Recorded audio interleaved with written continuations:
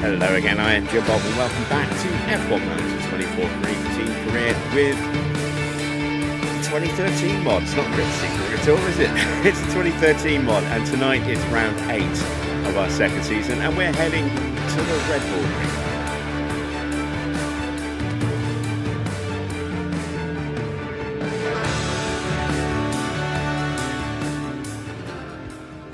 Hello again, how you all doing?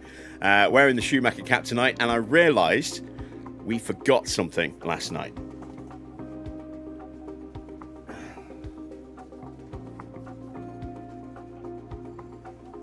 We got a podium last night, and we didn't wear the podium cap. So we'll start with the podium cap, just to make up for not wearing it last night. Wearing the Bridgestone podium cap because even though this is the Pirelli era, we are actually using Bridgestone tyres as the Bridgestone tyre mod. So Bridgestone it is. We'll save the Pirelli cap for our 26 season. Evening Dino, evening Wayne, good to see you guys. Hello to everyone else who's lurking in the chat. As always, please feel free to say hello, and if you've got any questions, ask away, and I'll do what I can to answer those for you. Right. Let's get into tonight's Grand Prix, shall we? We've got a brand new suspension on Schumacher's car. We don't have another one for Jensen yet. We do have one in development or in production, I believe. Let's check our build queue. Yes, there you can see. And we are 6 days away from getting a suspension for Jensen. And then 14 days away. Actually, no, wait. We might actually have one on Jensen's car now. We might have a spare. Let's check. Yeah, we've got a second one. We can actually put that on Jensen's car for tonight. Fantastic. So with that, I think both drivers are running the same spec. Let's quickly double check. They should be. I don't think we have any shortfalls of parts anywhere. A little low on maybe spares, but yeah, there we go. Both drivers running identical spec cars again. Good. So this is what our car looks like going into tonight's Grand Prix. We are on the day of the Grand Prix, so any other teams that needed to change parts will have done so now. You can see we do have the fastest car and the best DRS. Very useful for the long straights around this circuit. Second half of the circuit, very much a downforce. And our low speed is 8th, 13th for medium, and 11th for high speed. So not great, but, you know, not too bad. We're about halfway up the pack on that one. We're average. So that's not too bad at all. Our dirty air tolerance is by far, you know, massively ahead of the average, and we are the best there. We also have really good tyre wear and really good engine cooling. So a pretty competitive package, I think, going into today's Grand Prix. If we take a look at the circuit breakdown, we can see there massive long straight at the start, and then we got that medium speed turn 1 and exit from that up the hill. Not our best, that's actually our weakest area downforce, 13th in medium speed. But then we got that really long drag up the hill with DRS, and then we get into that hairpin where we are 8th in downforce. So 8th and 9th, so not too bad there. And then we got another long drag again with DRS into turn 4, another hairpin, so another 8th and 9th in downforce generation there. And then flat out into a high speed section, and we're 11th in the high speed stuff. So not too bad. I think the first half of the lap absolutely plays to our strengths. Long DRS straights where the car can get very fast indeed. So that would definitely play to our advantage. Less so in the second half of the circuit, but there are still some fast flat-out sections and some high-speed cornering. So, you know, we'll see how we do there. But I do think we're on for another potential podium here tonight. Fingers crossed we will get one. Let's take a quick look at the powertrain usage. See who is onto extra parts. Where are we? Here we are. So we're on our second engine, first DRS, and second gearbox for Michael. So for you that are still on original parts, Fernando's still on everything original. As is Pastor Maldonado. Somehow, how has he not broken anything in that car's powertrain yet? I do not know. Same for Paul Di Resta, the driver who is just that little bit better than Lewis Hamilton, according to Toto Wolff. Then we've got Adrian Sutil also running original parts, as is Marcus Ericsson. Who else? Esteban Gutierrez, Hulkenberg, Raikkonen, Al-Jaswari, and Bianchi. And then we've got a few that have moved on to second parts. You can see it's sort of that browny colour because only 2 ERSs available and only 3 gearboxes. No, I thought it was 4 gearboxes. Is it only 3? It's got to be 4 gearboxes, isn't it? So onto a third gearbox already for Valtteri. Nat Williams has been through the wars a little bit, but by and large, everyone's still got pretty decent parts. Those that haven't actually moved on to a second part yet, we could potentially see them struggling a little bit for performance. We can expect them to be on the lower end or the higher end of the wear out chart. Engines, gearboxes, ERSs may be moving towards the yellow, especially if they've had a knock, a little minor collision that's done a little bit of damage but hasn't forced them to swap that part out yet. So that could go in our favour a little bit as well. We shall see. Evening, yes. Max to McLaren rumours gaining some steam. Yeah, I mean, it's just rumours at this point. Max is contracted until till 2028. I know he's got break clauses, but it would take a lot of financial wrangling to put him in McLaren for 2027, because both Norris and Oscar are both contracted through 2027, and I think Norris is contracted through 2028. So maybe Max to McLaren at the end of next season. I don't know. Maybe he'll take a year off and do some DTM, not DTM, GT and go like Le Mans and stuff again. But I don't see him replacing Piastri next year, and it's going to be Piastri that's on the chopping block, I think. So yeah, we'll see. We'll see what happens. I mean, there's still plenty of time for rumours to manifest into reality. Right. Let's get some targets set for tonight. The target for Schumacher is 3rd. We will again challenge for that podium spot. Might be a little trickier here, but we'll try. And again, we'll go 6th with Jensen. And let's hope that Nico Rosberg does not do a Nico Rosberg and take us out again. I seem to remember being taken out of the lead of the Grand Prix with Michael Schumacher at Jeddah. Sorry, Malaysia. At the beginning of the season, when he went for a lunge and took us both out at turn 1. So yeah, Rosberg has form for taking us out. That's twice now that he has ruined our race. Let's see if he does it a 3rd time.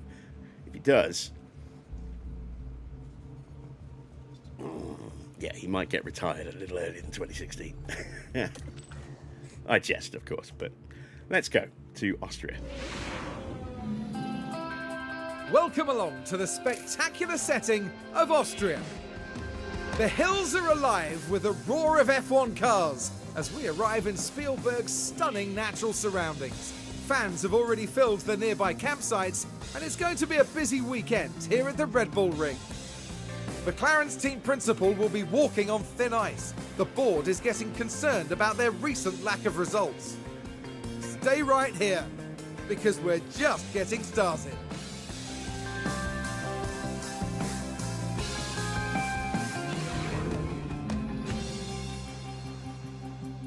Board is not about to fire us, I hope. We've actually been doing all right with the board recently, so let's get into practice. So we're going to run the hard tyres for practice. Let's do the car parts. Still on that first DRS. We'll go to that engine, and we'll go to that gearbox. There we go. Moving over to Jensen's car.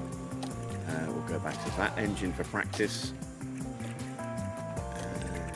Stay on that ERS.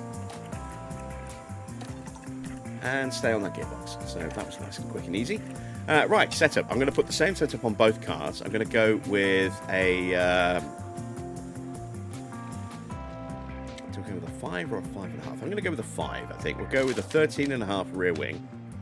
We're going to go with a 1.9. Going to go with a 3.25, and I'm going to go with a 0.95. There we go. I'm just debating maybe going with a bit more front wing, but I think we'll leave it like that. And we're going to do that setup on both cars. It's a short lap. Should hopefully get the feedback in pretty quickly. So let's just work from the same point and see which way they diverge, or whether or not they end up in the same setup. So if you want to do 2 runs and really maximize the session, do 2 full runs and change the setup in between. 23 laps is the amount of fuel you need. We're going to go with 20. That should be enough just to get the feedback. There we go. And we'll do that over here as well. Pace settings. Lovely stuff. And let's hit the track.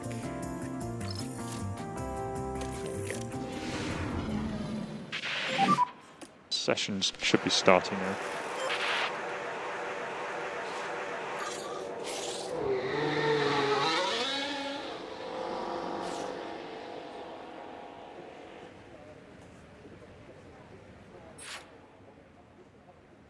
In modding news, my Lotus 102 livery will be delayed. I'm getting some weird artifacting around the logos, so I could release it, but I'm not. I mean, it looks fine from a distance, but when you get up close on the car, you start to see yellow speckling around the logos that doesn't match the shade of the car. So I want to try and fix those before I release it. Yeah, that's loud. Well, I say perfect. I want it to look good. I want it to look as close to perfect as possible. So we want to generate some temperature for this outlet. There will be a little delay on that while I try and figure out what has happened and why it's done that. I'm currently rebuilding it from scratch to see whether it was just a problem with the initial importing of logos. But yeah, we'll see. We'll see how that goes. And once I've got it on the 26 car, I will also then start working to try and get it on the 24 car as well.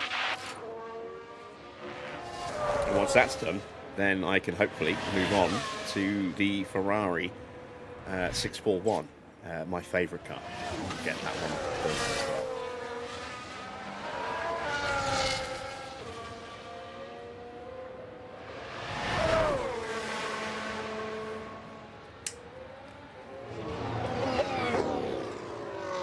So we were speculating last night that this might actually still have been the Red Bull, might have been the Red Bull ring, might still have been the A1 ring.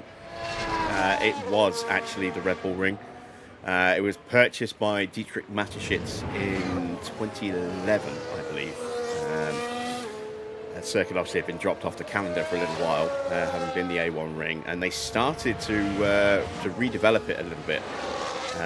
And then the repairs were stopped. Dietrich Mateschitz bought the track, renamed it the Red Bull Ring in 2011, and then all the old pit facilities have been demolished, so those were all completely rebuilt.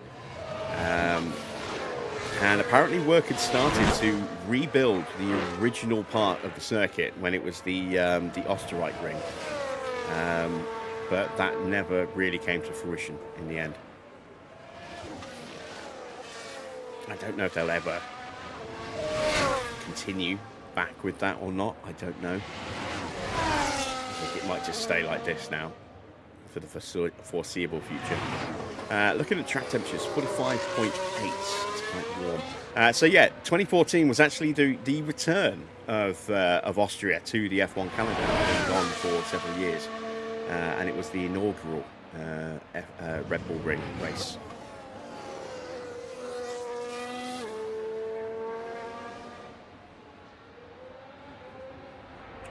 Right, let's speed them up a little bit. Get that feedback in.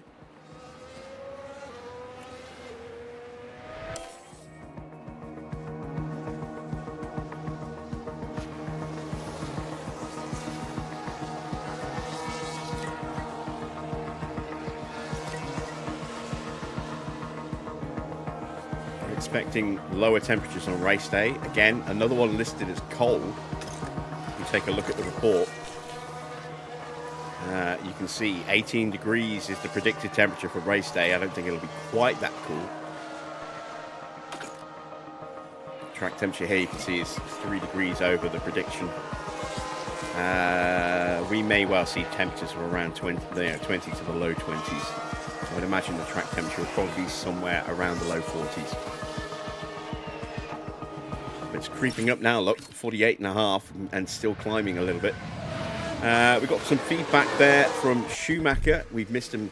He's gone around the pits, so we'll have to do another lap note regardless. But we're at 87%. That's not too bad. Let's call him in. There we go. Waiting on feedback from Jensen.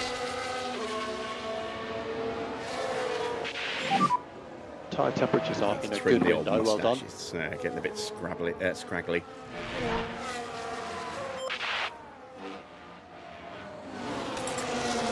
And we should probably take the podium cap off now that we're actually at the Grand Prix. Let's put the Schumacher cap back on and see if we can get to wear this again tonight.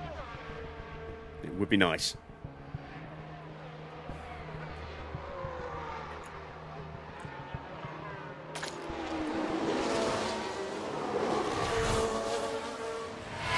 Evening, Daniel.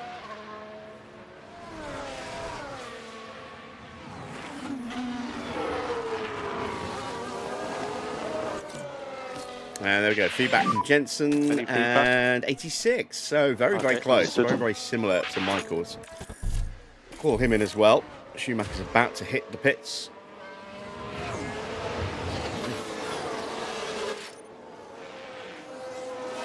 Let's see what we need to change. We could be running the wrong roll bar. We could be running maybe a little bit too much rear wing, maybe a bit too much, or maybe even not enough front wing. Let's have a look, see what we need to do. Maybe too much rear wing. Let's take that down to a 13. That on its own won't be enough, I don't think. I'm going to take the front wing down to a 4 as well. Now the cornering's broken. Let's bring that up like that. May as well go all the way up like that as well.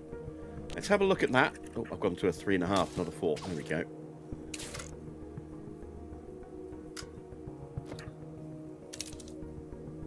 Let's try that. Let's see how that works. Remember the pit lane speed limiter. And here comes Jensen. There he is. Stop on the maps. Max is going to leave Red Bull to go to McLaren. Yeah, it's just rumours at this point. Nothing concrete, nothing established.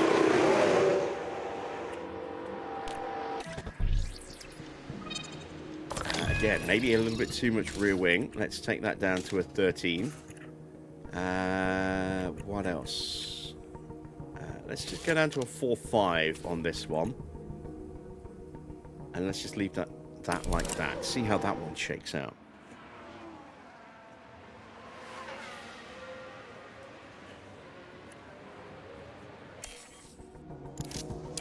Very short change there for Jensen. Just a little wing adjustment.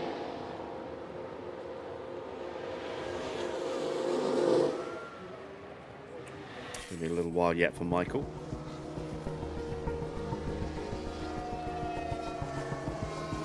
Yeah, we get temperatures anything like this on race day. That's going to complicate strategy matters a little bit.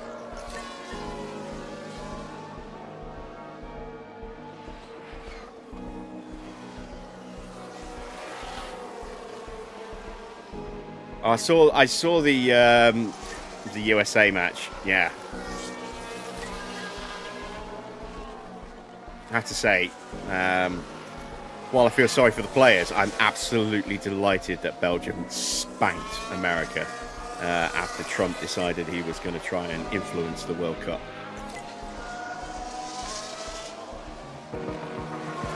That's instant fucking karma, is what that is.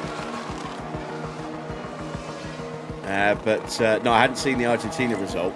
I'll have to check the highlights on that later.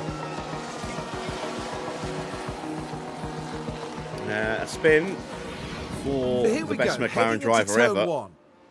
And that's it. That's the spin. And once it started, they were pretty powerless to do That's a anything. big one.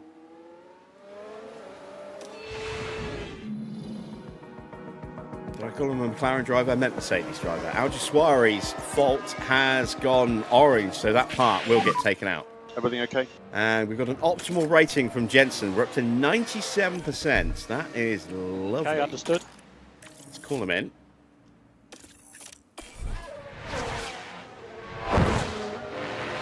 Yes, unfortunately, the mighty Paul di Resta. Toto's favourite son.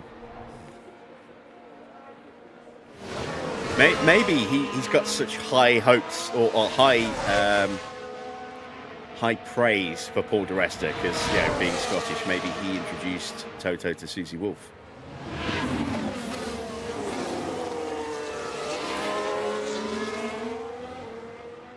Because all Scottish people know each other, of course.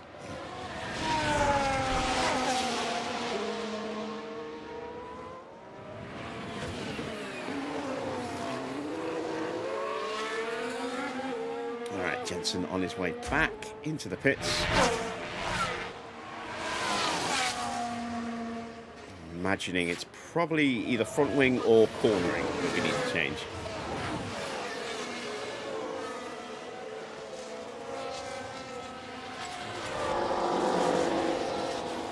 So front wing or the camber.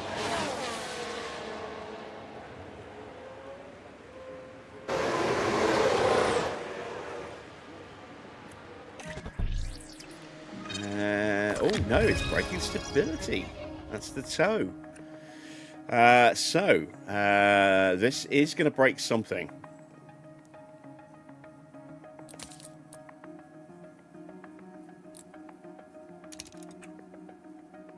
I think.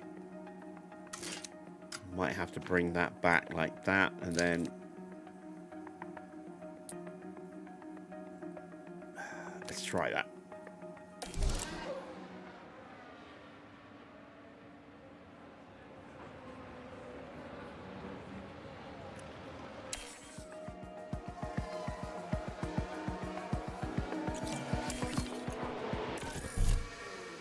Get Michael in.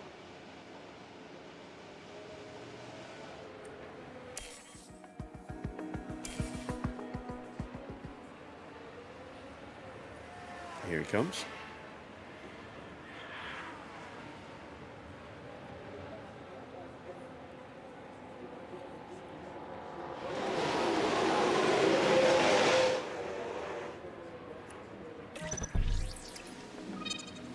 And this one is the front wing. Okay, let's bump the front wing up a bit. Drop that down. I'm going to drop that down an extra click as well. You watch me move that and then have to move it back again after this next run. Let's send them out with that setup and see if that works. We'll get some partial feedback in.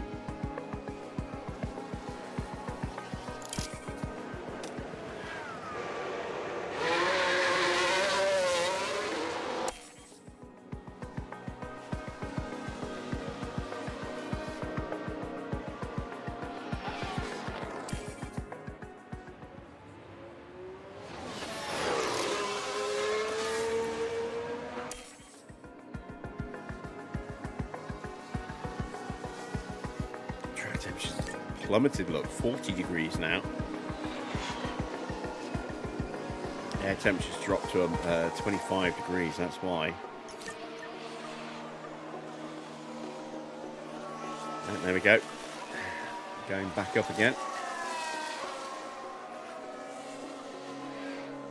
Definitely something we'll have to keep an eye on in the Grand Prix.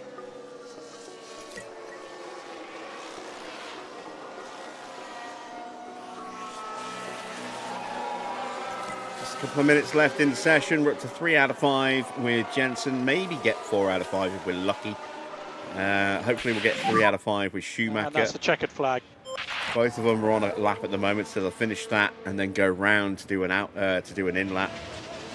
That might be enough to get us that extra bit of feedback. And there we go. Schumacher has hit 3 out of 5.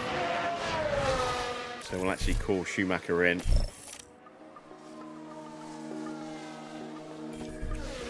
hear Jensen tick over to 4. So that's the end of practice 1. We'll pop a quick ad break in, and then we'll crack on with the rest of practice. Get ready for qualifying.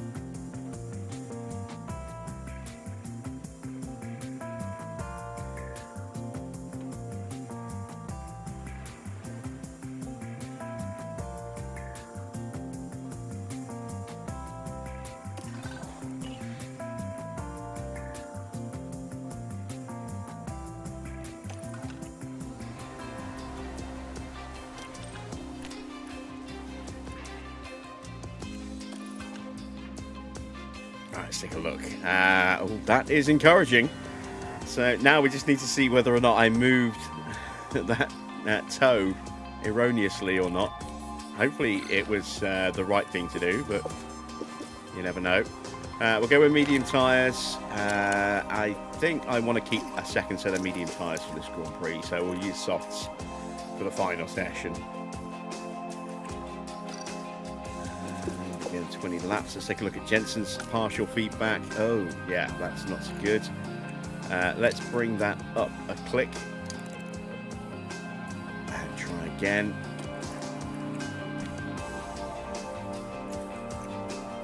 Let's do his pace settings as well.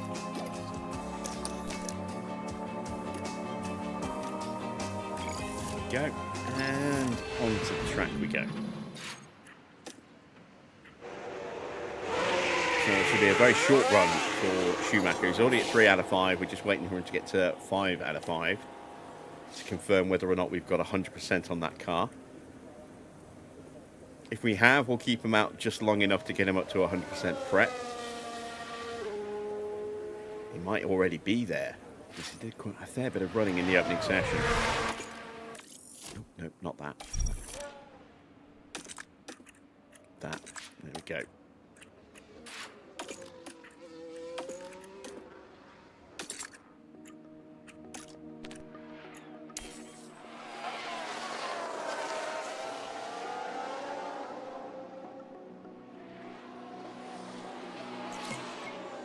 That's 4 out of 5.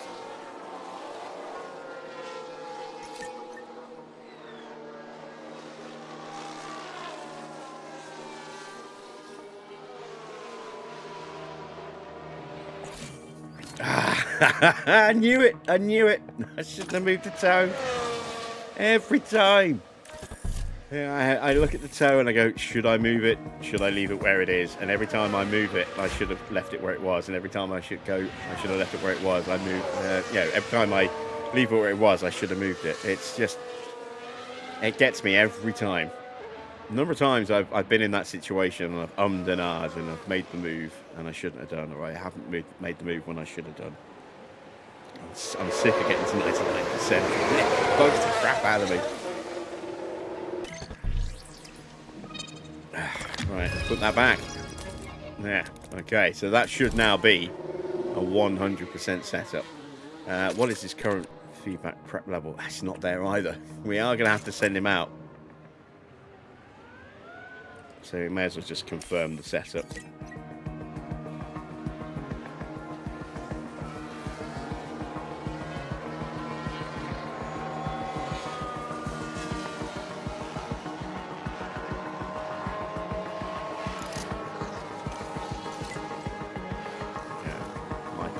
Out on track again. We're at 3 out of 5, Jensen. So not too far away from figuring out his setup. Hülkenberg looking pretty quick. Senna looking pretty quick. Well, he is on the softs. Ferrari's in decent shape, but again, it's practice. We can't read too much into it.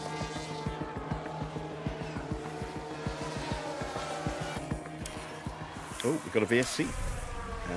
What has happened? Virtual safety car. Both my guys are still moving. Oh, the greatest Mercedes driver ever has stuffed it. And oh, there's contact with the barrier. And that won't do their confidence any good. That's the second time this weekend he's spun a turn. The mighty Paul di Resta.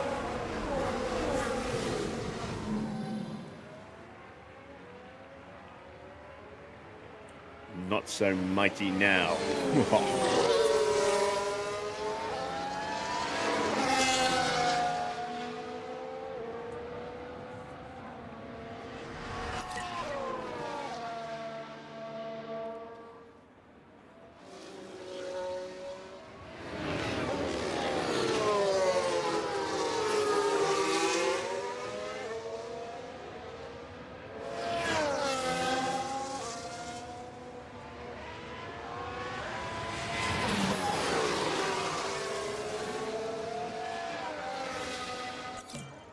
And there we go. 5 out of 5 for Jensen. How's It's the balance? optimal.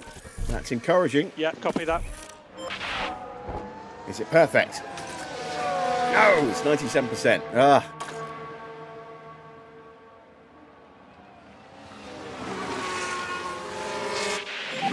Remember, Hamilton's almost as good as Paul di Resta. He's almost on the same level. Okay, so remember pit lane speed limiter. Stop in front of our garage. I mean, at this point, Hamilton is only a one-time world champion, so...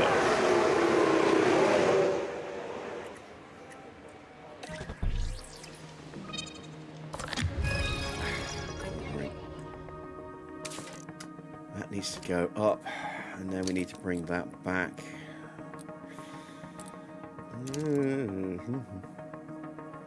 Let's hope that does it.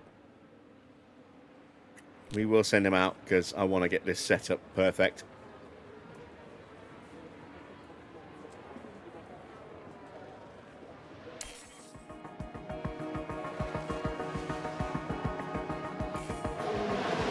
That ends the VSC.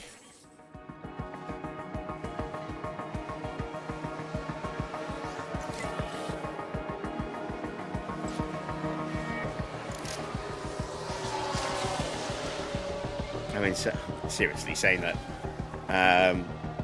Paul di Resta is a better driver than Lewis Hamilton is like saying that Pastor Maldonado is the better driver than Vettel at Red Bull. I mean, he is quicker than him at the moment in practice, but that doesn't mean jack shit.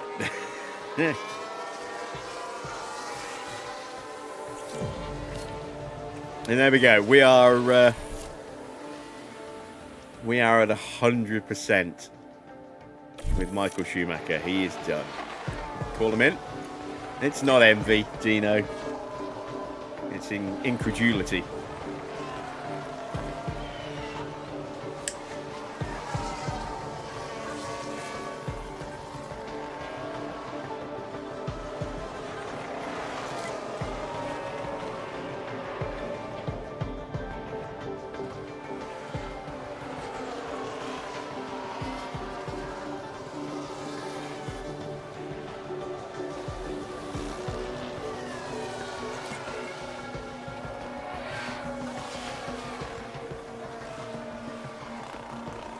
He was a very, very average driver, wasn't he?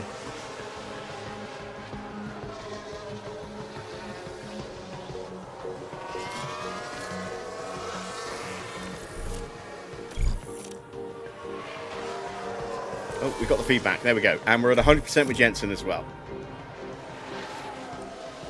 So, with 9 minutes to go, there we go. Confirmation that we have nailed the setup for Michael. And for Jensen. Fantastic. Or, if you're a Crankies fan, which I can't imagine there are many of those, Fan Dabby Dozy.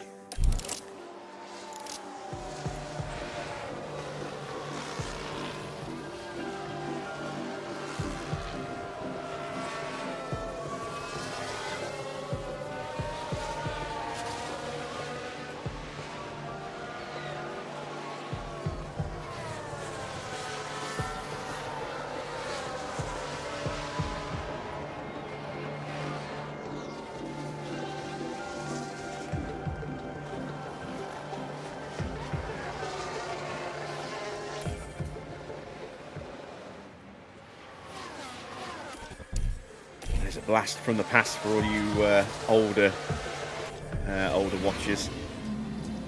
The Crankies.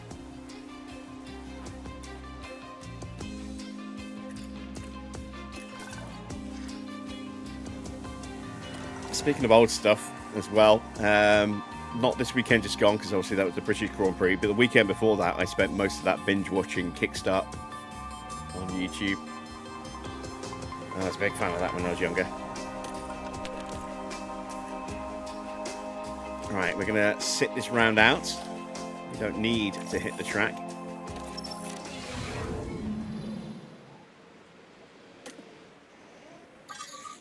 And let's accelerate time and get this session over and done with ASAP.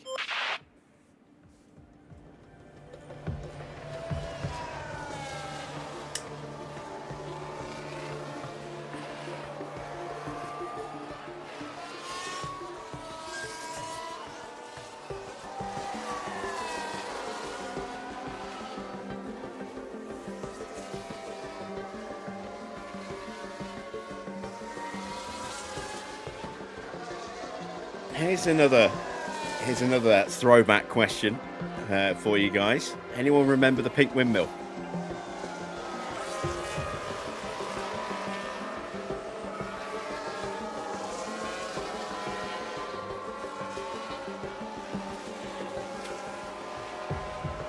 Again, I'm narrowcasting to a very specific age range of British viewers here.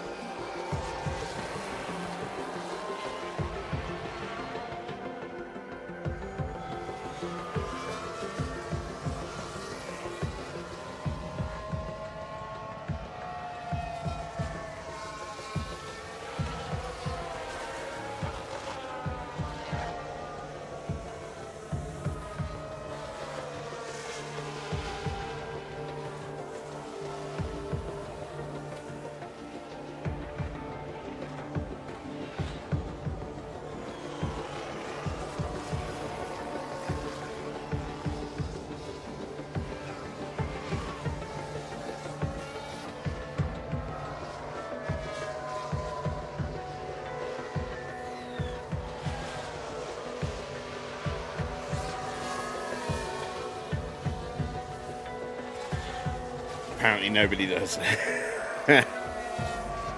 Alright, well, the pink windmill was Rod Hull and Emu. And it was like a kids' TV show. And Rod Hull and Emu lived in the pink windmill.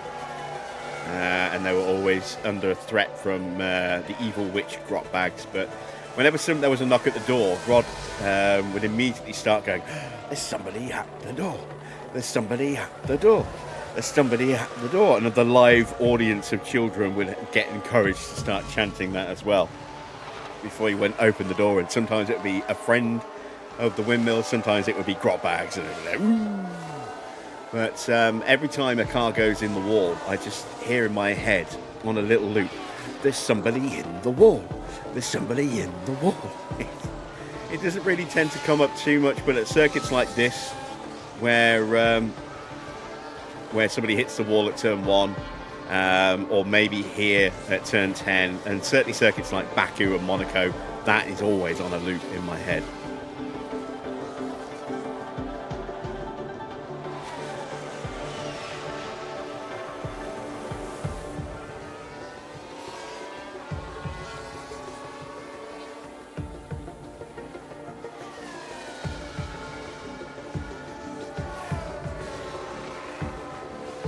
I think I mentioned it before, so it might be that you've heard it from me, do you know?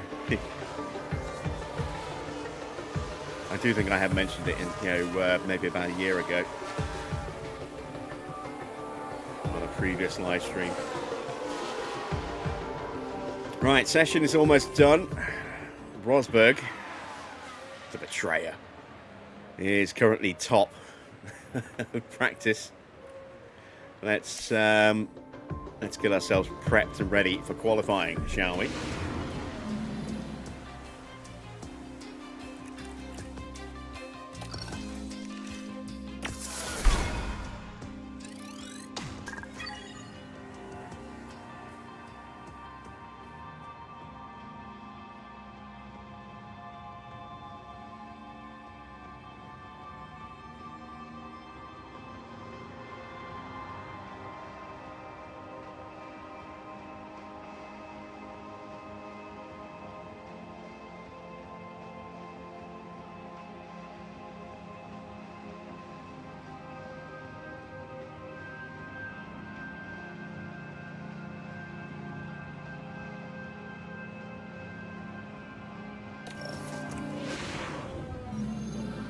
There's tension in the air today, so it must be time for qualifying.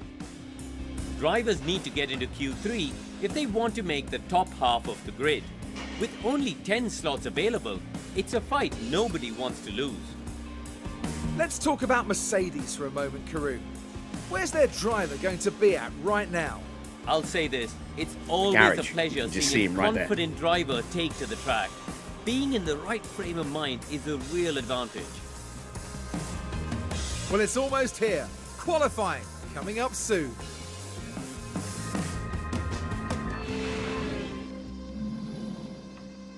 Right, let's put the good bits back in the car. Shouldn't take too long. There we go, 85 engine, and change the gearbox. There we go, the ERS can stay in, and then we just need to change the engine, I think, on Jensen's car. Yeah, 69 engine's fine, or gearbox, sorry. So let's get into qualifying. We've got 3 sets of softs going into qualifying and 1 set to be unlocked. So I don't really want to use more than 2 sets. Okay, that's green light. Let's try a slipstream, see if this works. We might be a little bit too close.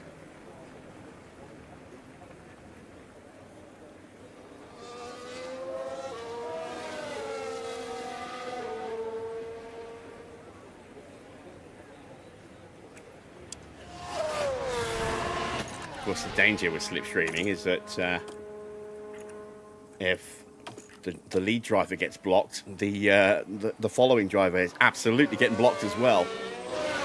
De Resta and Hulkenberg both leaving the pit lane.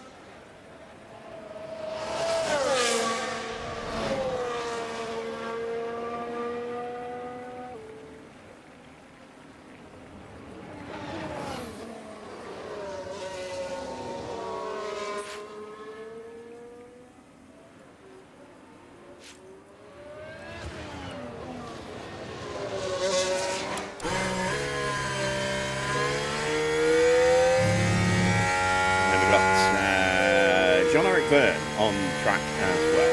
Right, getting ready to start the lap. Here comes one of the Lotus drivers, Bruno Senna. Getting through turn 1 before we get there. That's all right. Straight out. Straight will be clear. Let's go. And that gap is actually a pretty good gap. Close enough that we should get a little bit of a slipstream, but not too close that we will have nowhere to go if we do close up. Clear Senna before turn 3.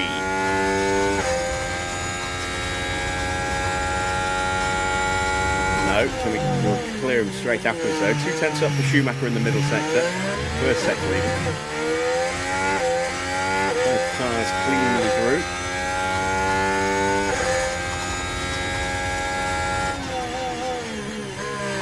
And you can see that Schumacher is visually closed up.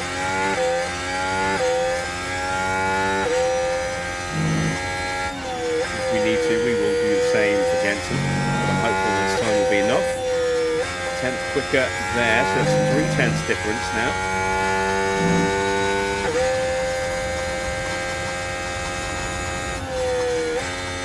Turns 9 and 10. Up to the line, and you can see we're even closer still. Another 2 tenths in the final sector. So there we go, 5.567 difference between the two. Let's see what the Super Scotsman can do. This Hulkenberg goes purple in the middle sector. This is going to be one of those circuits where, because it's such a short lap, margins for making it through could be very, very tight. You see De Resta just behind Jensen's time. Hulkenberg goes quicker by 41 thousandths of a second. I didn't think that Sauber was looking particularly quick in practice, but again, you can't really rely on practice times, but there's the proof of the pudding. Hulkenberg top. Let's see what Bruno Senna gets up to. Jean-Eric Vergne is a long way off the pace in the Marussia. I don't think he got blocked anyway. I think it's just a lack of pace in that car.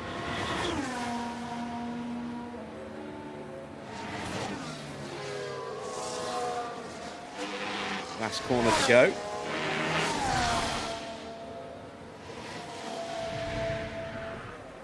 And Senna goes to 3rd, just ahead of Button. So it looks like we might have to run them again.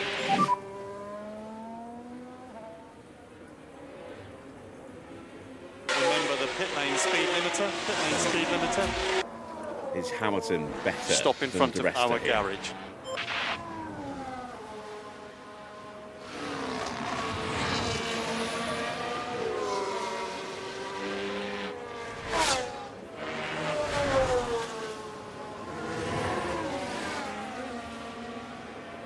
Yes, he is. Not by much, but he is up by 22 thousandths of a second. So let's prep them for another run.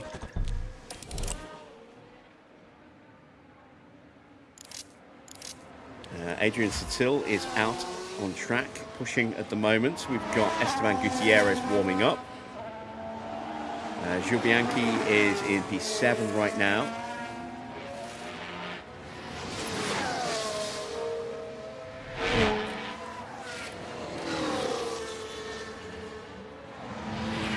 And I need to switch the position of the drivers. As Sutil rounds the final turn, crosses the line, and he goes to P7, a second off.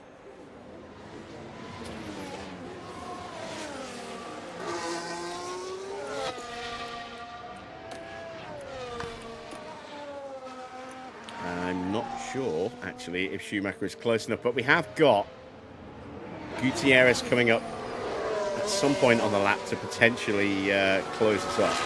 And then the switch will happen. Well, there we go.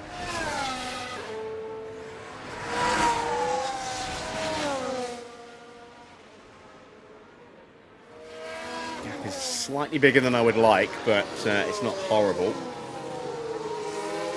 Again, Gutierrez is closing in. He's into turn 4 now. So he will probably... He might not pull Schumacher over.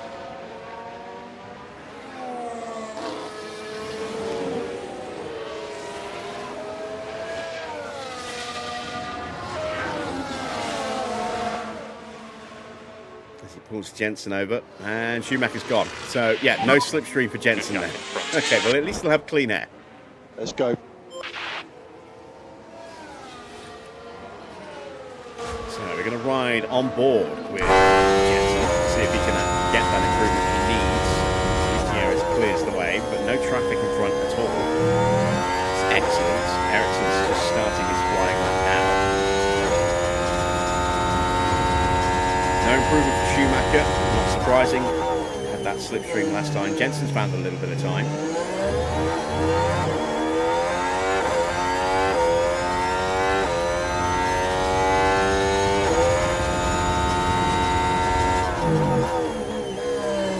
Turn 4.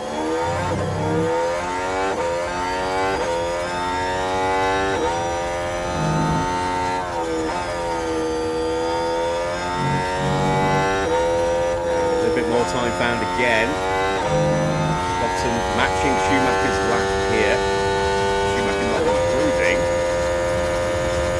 Got some matching the time that Schumacher's doing. Which itself is encouraging. Schumacher does find a tiny bit of time in the final sector. Bottom matches it and pops up right behind. Just 48 thousandths difference between the two. That's all right. That's good. And that will be enough to get us through.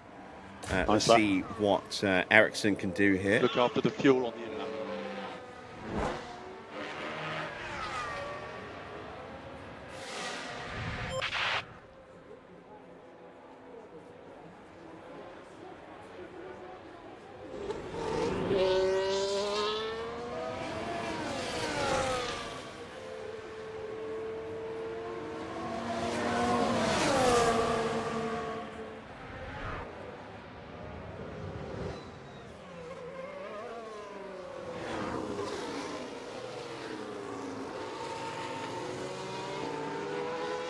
P7 it is for Marcus Ericsson. Wickens is on an in-lap. Got a Ferrari behind. That's Rosberg.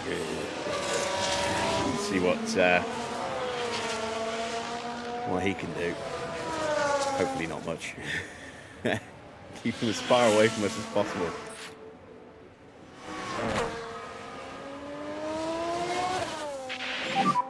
Pit lane speed limiter on. Stop on the marks, attack into the box.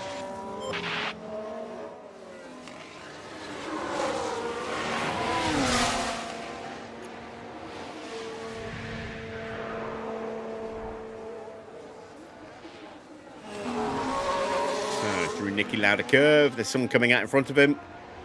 Doesn't slow him down. Oh, shame on you. Adrian Sutil. Why did you not ruin his lap? Up into Remus.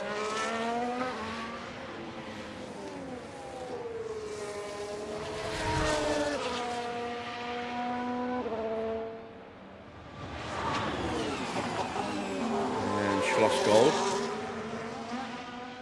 Yeah, some of the names not that inspiring. Rauch. And then Wuth.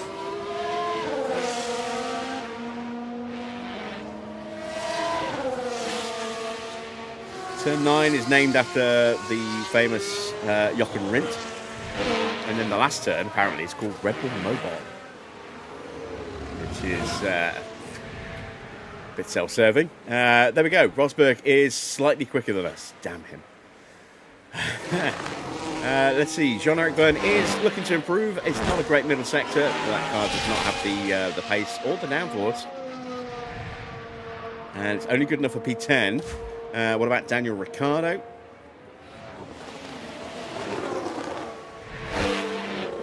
That's a better lap. It's about half a second up on Verne at the moment. So this will put him somewhere around the Mercedes drivers. In fact, he goes just ahead into P6. About Valtteri.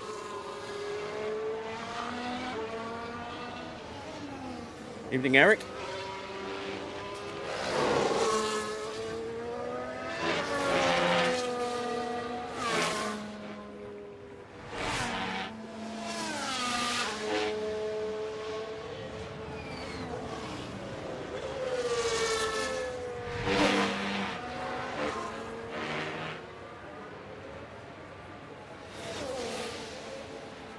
And that's P5. Good lap from Valtteri. Right, some of the bigger hitters doing their laps. You've got Alonso right behind Sebastian Vettel. Or is that Maldonado, actually? I think that might be Maldonado. It is Maldonado. Vettel is just a corner or two back. We just saw a little flash of his car in the background there. And Vettel goes purple in the middle sector. So we're about to see the big heavy hitters posting some quick laps here. Alonso lost a little bit of time in the middle. Traffic and dirty air, probably the cause of that. Maldonado goes P4 and splits our two drivers. Alonso's 7th. Vettel goes up to 2nd. 1,000th behind Nico Hülkenberg, who's still top. And Grosjean can only manage P15. He's a second off his teammate. Not quite sure what's going on with that second Sauber at the moment. I can only assume that it's down to a bad engine in that car. And I'm going to investigate this because I am very curious why there is such a disparity between the two. So let's take a look. 50% engine, 37% gearbox for Hülkenberg. Grosjean's got a better engine and a better gearbox. Okay, so that makes no sense. The only thing now I can think of is maybe Hülkenberg got a little bit of a slipstream assist on his lap, but even so, he's a second faster than his teammate. Which just seems a lot. Jaime Al-Jaswari has a lot of traffic here. Close. Very close there to Grosjean. Piling out the way. Could be a car difference. I'll open up the editor and have a look. If they're running different spec. Al-Jaswari goes up to 12th, and that's put Grosjean into the drop zone. Into the last 4 minutes. Still time for everyone to get another run. Let's open up the editor. Load the autosave.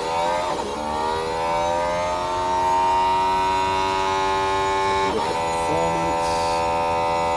And let's see. No, the Saubers are running identical spec cars. They're ranked 5th and 6th behind us. Wow, we've got the best overall car just ahead of the Mercedes. Then it's the two Saubers. It's a minor difference of 0.05% between the two Mercedes. The rest has got the better car. Of course he has.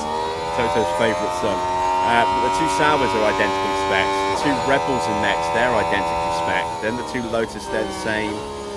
There's a small difference between the Ferraris. Alonso's got just under 1% better car than Rosberg.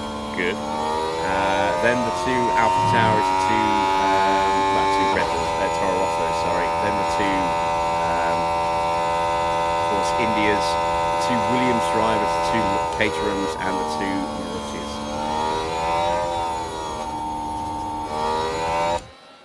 So, Jean-Eric Vergne looking to escape the drop zone. He's going to struggle.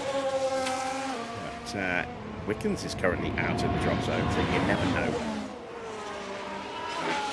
Bianchi about to start his push lap. A lot of traffic coming out as he comes around the final couple of corners. This could be bad for Bianchi.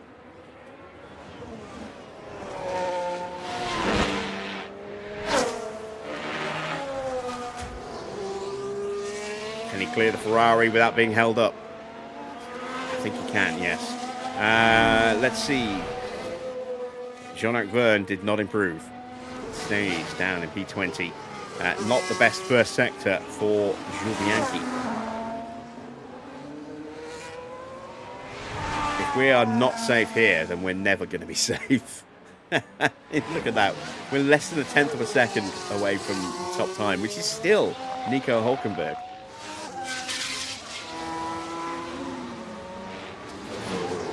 Mighty impressive. Bianchi not improving at all here, and now he's got a little bit of traffic. Lotus gets out of the way. I think that's Adrian's. No, can't be Sutil. It's got to be Senna on an in lap. See if it peels into the pits. Yeah, it does. That's Senna. So Bianchi stays bottom. He will not improve. P22 for him.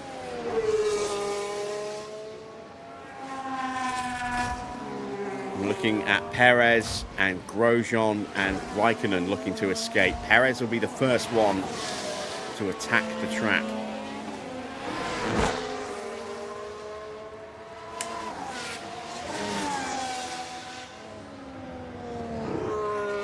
Here he goes.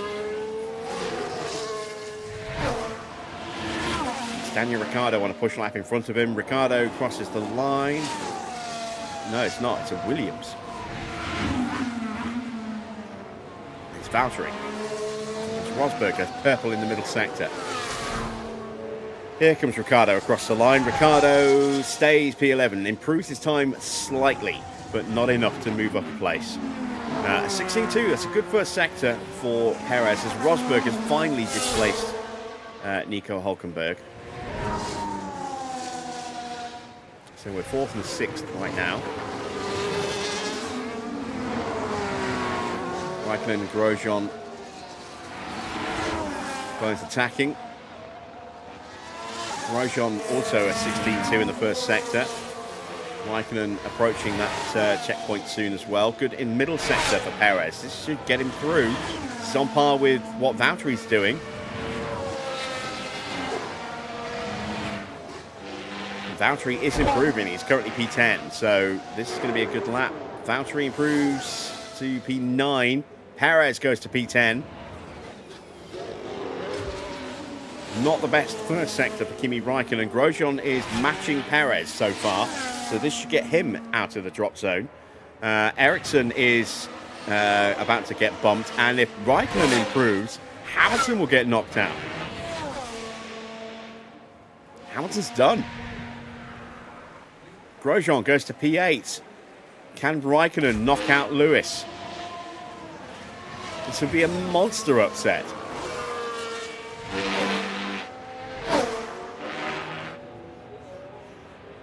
Has he got enough? No, he hasn't. He just misses out. So Raikkonen out in P17. Hamilton somehow squeezing through into Q2. I assume he will do better in Q2, but yeah, very nearly eliminated there was Lewis Hamilton. So, end of Q1, it's Raikkonen, Ericsson, Wickens, Vergne, Gutierrez and Bianchi that are eliminated.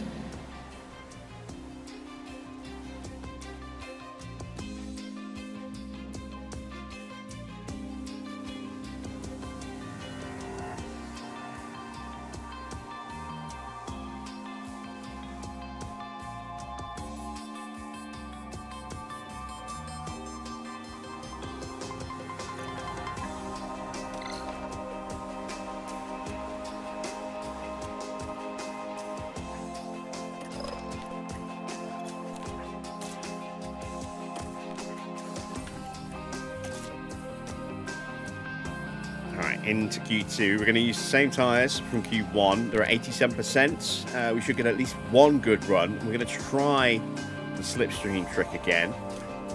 Let's see if that works. To counter the lack of tyre performance, we'll send Schumacher out first. Sessions should be starting now. Jensen behind him. And then we'll roll reverse for the second run. And we'll do that straight after. And then that gives us time, if we need it, to put on a brand new set of tyres just to make sure we definitely get through. Hopefully we can get through without using another set of tyres. It's not a given, unfortunately. We want to generate some temperature for this outlap.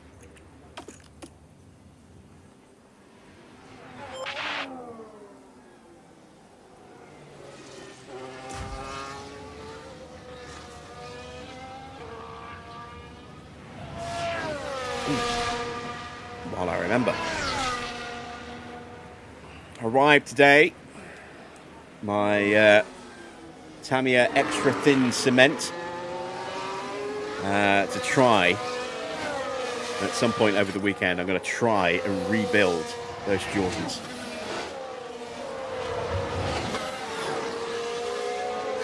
Because they are in a mess.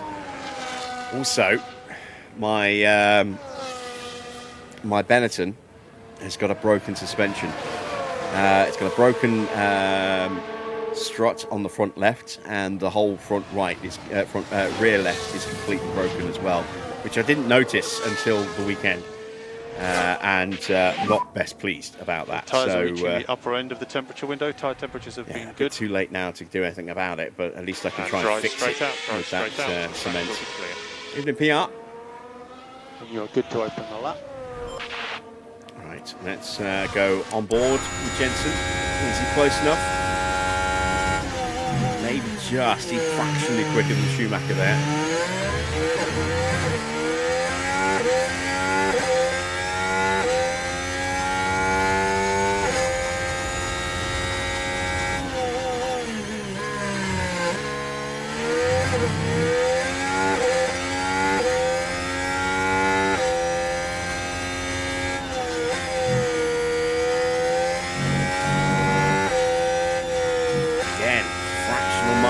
Here, Jensen's slightly quicker, but we are talking fractions, tiny fractions of a second here. Vettel on track, across the line for Michael, this is 17.9. Jensen slightly slower, but he's still just quicker. And there you see it is a 500th of a second gap between the two.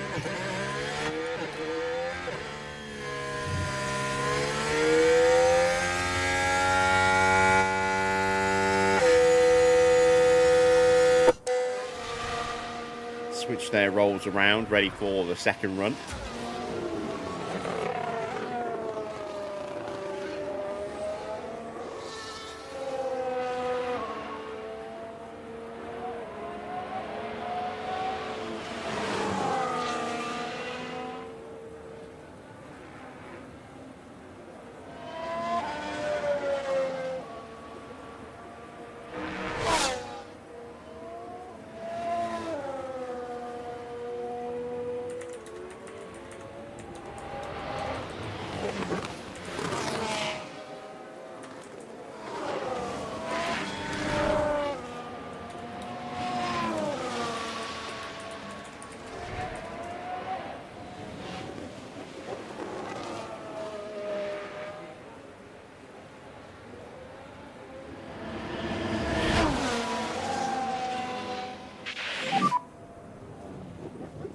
Right, 16.1 for Vettel.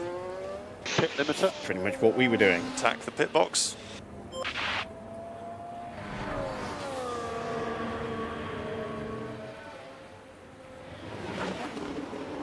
I would imagine he's going to have the legs on us in the middle sector.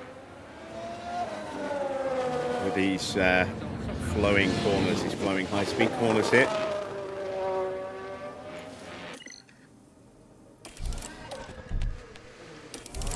And he is a 10th up on us in the middle sector.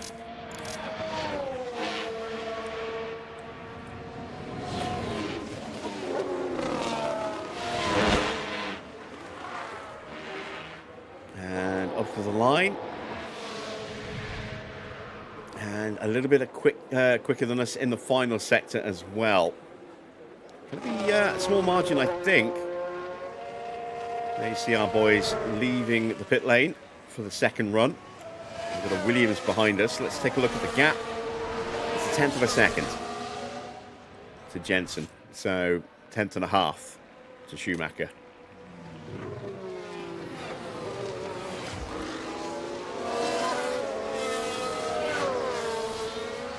We've got a Lotus pushing at the moment. That's going to be Checo. 16.4. He's not that quick. Hulkenberg is slower than us by a bit of a margin, actually. 0.8 away. Lost all that time in the final sector.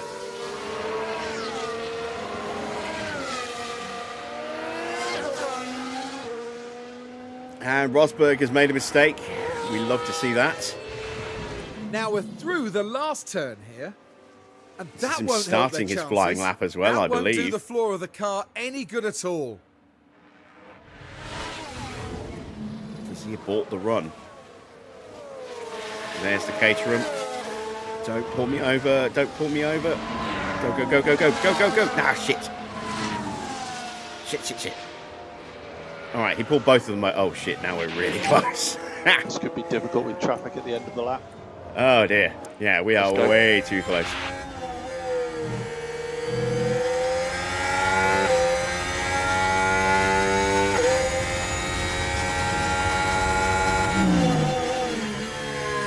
The rest of us went purple in the first sector.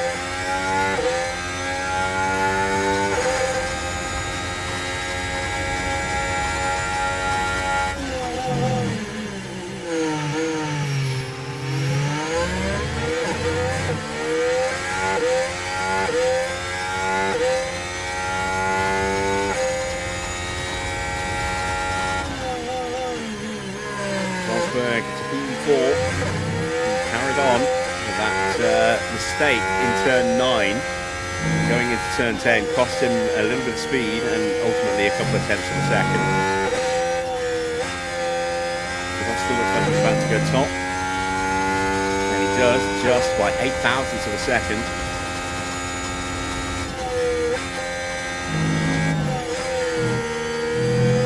And our drivers are too close to really get any benefit from this.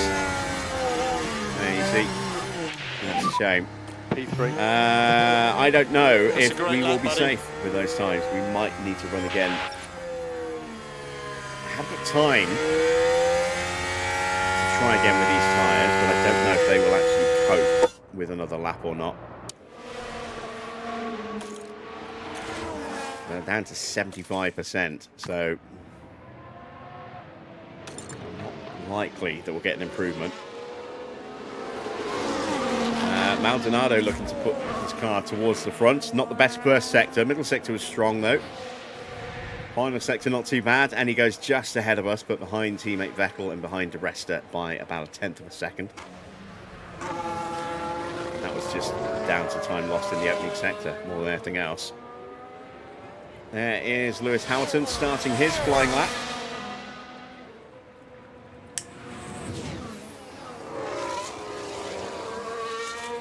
And it's a good first sector as well. 16.1 goes purple. And we've got somebody in the wall. There's somebody in the wall. There's somebody in the wall.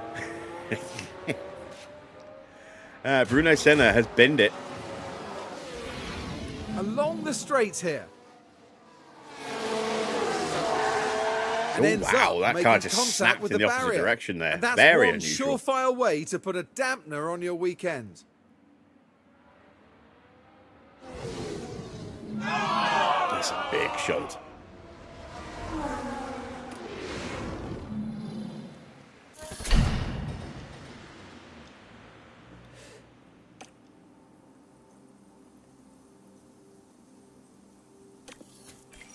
All right, so now I have to decide whether or not to go with new tyres.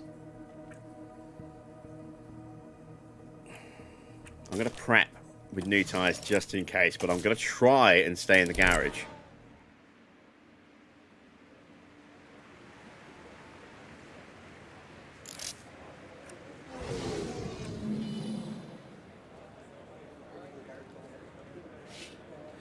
6.5 minutes to go.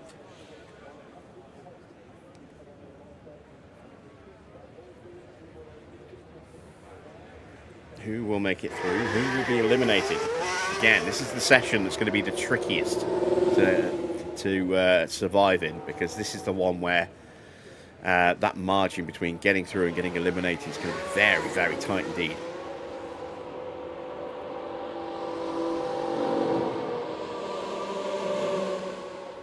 Theoretically, you shouldn't really have a problem if you've got a decent car getting out of Q1. Hamilton almost came a cropper.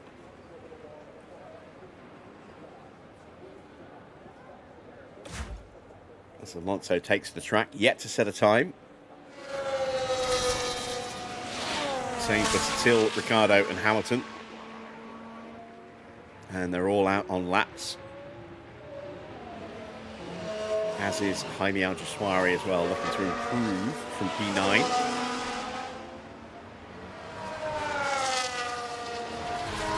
And Alonso is really nicely positioned behind Hamilton here to get a really good slipstream as well. So I expect to see Alonso go top here. Having finally got his first win last night at Canada. He was just too strong all the way through. You know, try as we might, we just weren't able to stay with him.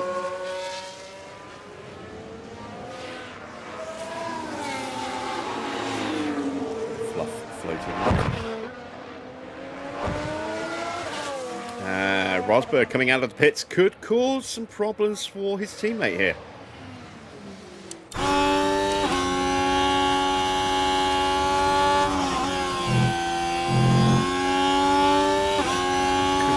Very messy into turn 3.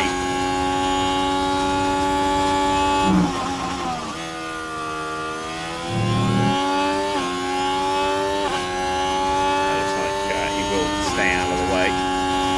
And does. Hamilton at 16-1. 16-1 for Alonso as well, and Sutil. 16-2 for Alguersuari and Ricciardo.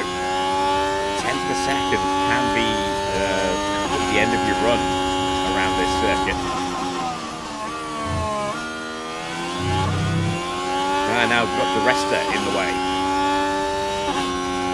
He could hurt his teammate more than he hurts Alonso here.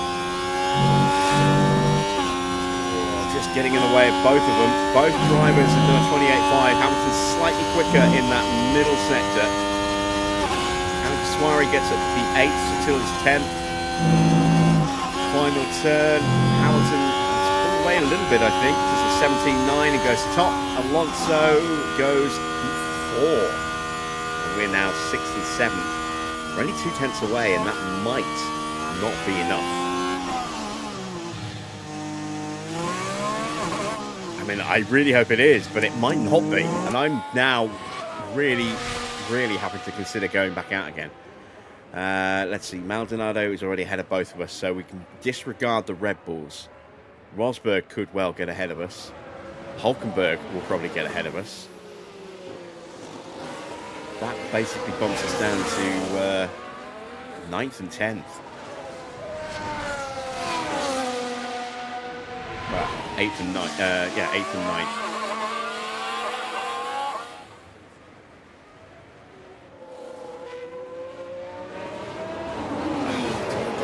Go. Do I gamble and stay in the pits?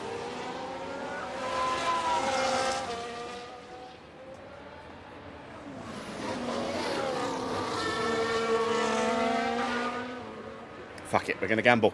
We're going to stay in the pits. Have I just made a huge mistake?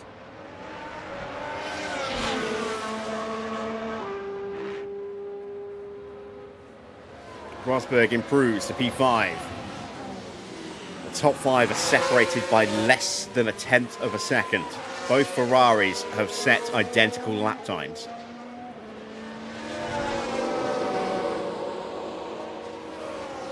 Grosjean has improved. Right, if Grosjean's improving, we have to go.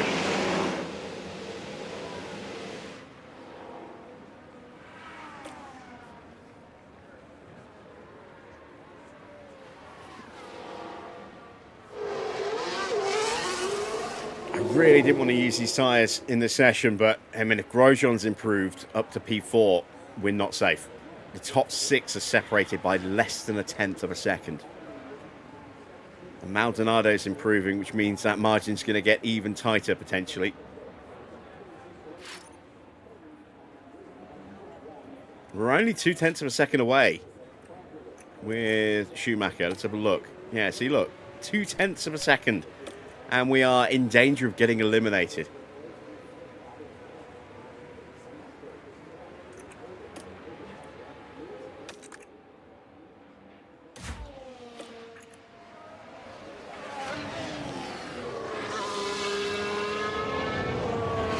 So Vettel's about to set a new fastest lap. Maybe not. Maybe not. He improves his time, but only by 38 thousandths of a second. So he stays P3. Maldonado stays P7. Bottas is looking to improve. I don't know if he's going to do enough. He crosses the line and he improves to P11. Good gap in front. Let's go. You just never know with Sutil and Hulkenberg. They should theoretically improve. They are behind us on track. If ever we needed a lap, it was now.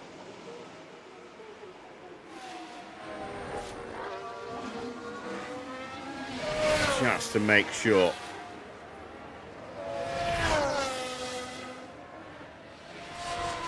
And we are purple with Jensen in the first sector, not with Michael. Sutil and Hulkenberg have both done a personal best, 16.1 in the opening sector. Come on, Schumacher. I need you to find some time on this lap. You've got brand new tyres on.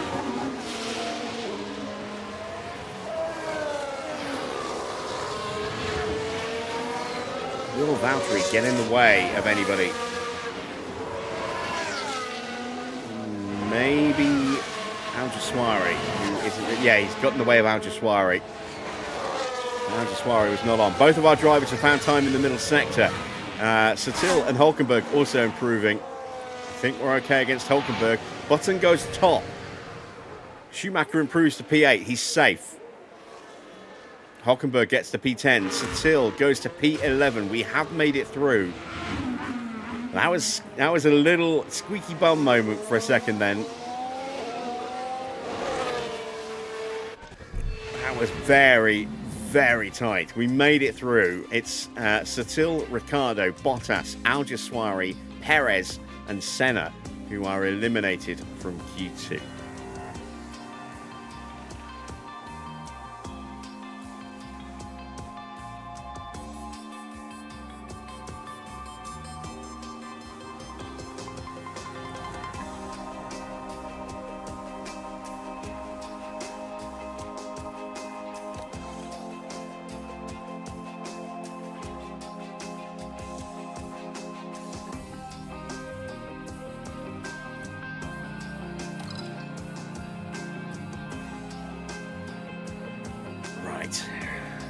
The tricky final qualifying session.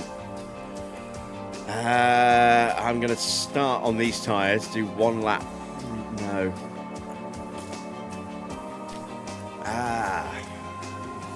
I'm going to do a lap on these tyres. A lap. I don't think it's going to do much good, but we'll do a lap on those.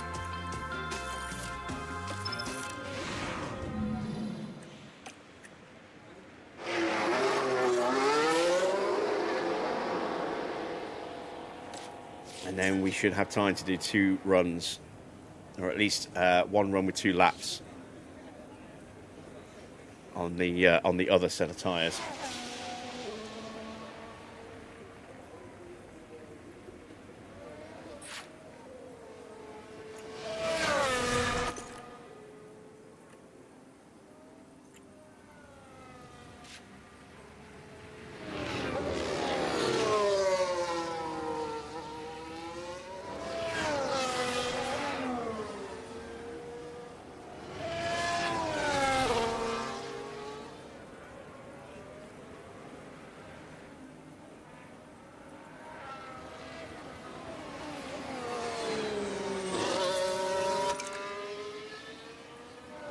Alonso and Hamilton have also joined us on track.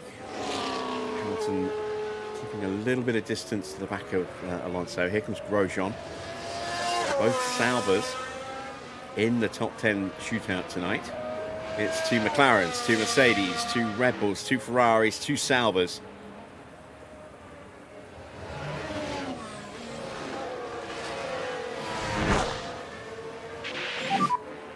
And drive straight out, drive straight out. Track will be clear. While You're good to open the lap. it wouldn't be ideal, we can afford to get blocked on this lap because we're running rubbish tyres. These aren't the crucial laps. PR says, we meant to ask this a while ago and just remembered one of my favourite regulations that I've seen. Are you talking in real life or in the game?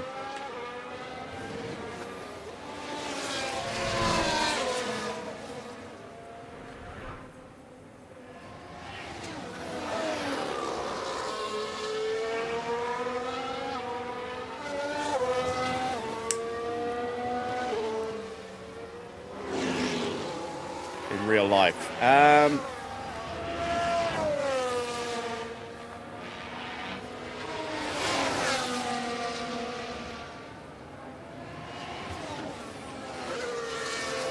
I mean, when you say regulations, do you mean like in terms of car concept or engine rules? I mean, my favourite period is the 90s, the early 90s,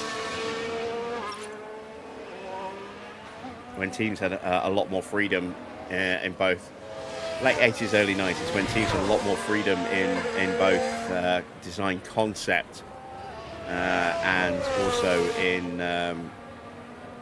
technical regulations as well. You saw some really, really clever innovations that were massively game-changing. I mean, the FW14B of Williams with its active ride height was just a complete game-changer. Ferrari introducing the semi-automatic gearbox that is now industry standard, not just in Formula One, but in all racing, all forms of motor racing, to a degree, and in performance cars, on performance road cars as well, the flappy paddle gearboxes. That was pioneered and invented by Ferrari.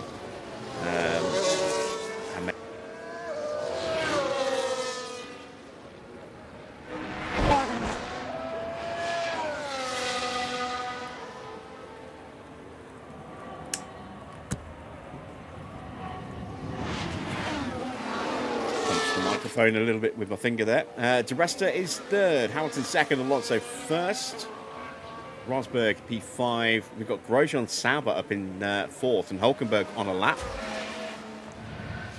One Red Bull on a lap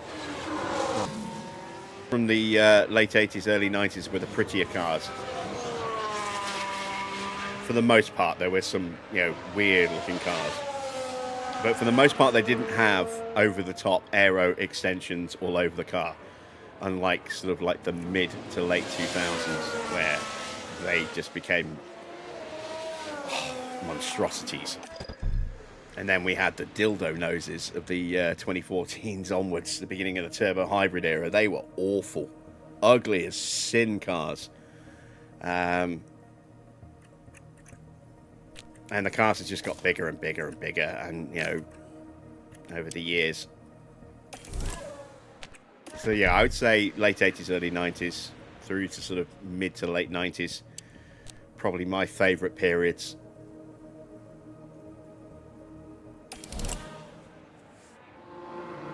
I mean, I like the look of the sort of early to mid 80s cars as well, but I wasn't really around for that. It was a little bit before my time, so I haven't seen that much racing with those cars. I think what you grow up with imprints on you more. So I'll always have very, very fond memories of that period when I really got into Formula One.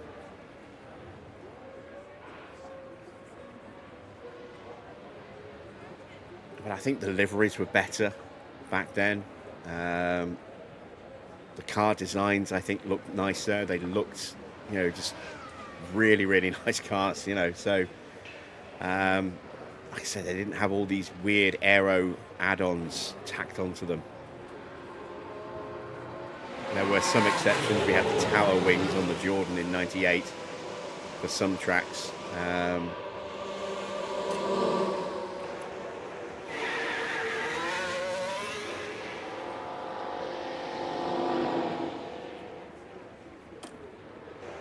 Barge boards started to become quite prominent in the in sort of the mid-90s.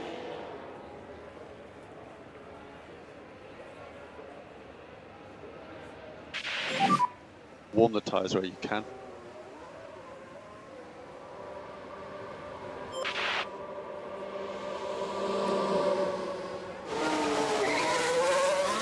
And in terms of technical innovations, because the cars were a lot less advanced back then, you would get these really game-changing concepts that could have huge ramifications for performance, and you know, massively affect the design philosophy of subsequent teams as they try to incorporate it on themselves. And you could find huge amounts of performance with a particular concept when the regulations were a little bit more lax.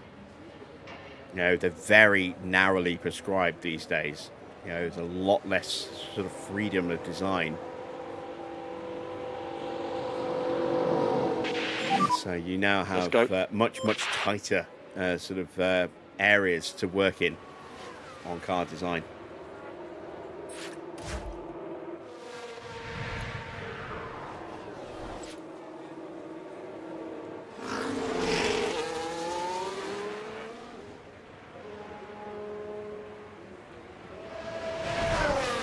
Sure Schumacher gets through turn 1 without any problems. He does, very nice. Jensen gets past Hamilton. We've got Rosberg pushing in front, so no more traffic for Jensen. Schumacher's still going to get past Hamilton.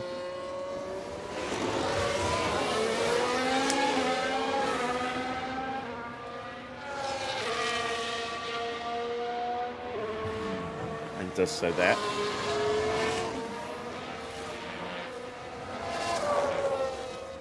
Jensen's not improving at all here.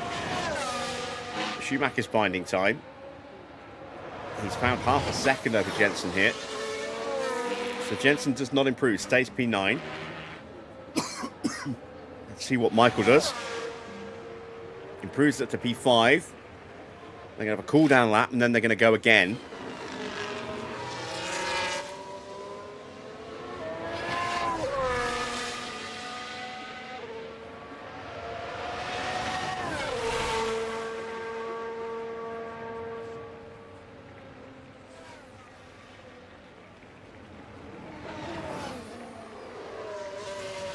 Mighty first sector from Lewis Hamilton, a 16-0 as we get out of his way. You would have loved to have seen the older cars in action. Well, there's plenty of races, full-length races on YouTube that you can find from sort of that kind of era. Plus, if you have F1 TV, there's a huge historical archive there. I am going to be setting up my Patreon over the weekend with all sorts of different levels of access and benefits. But one of the things that we are going to do is some watch-alongs of older races. And that'll be something that's exclusive to Patreon.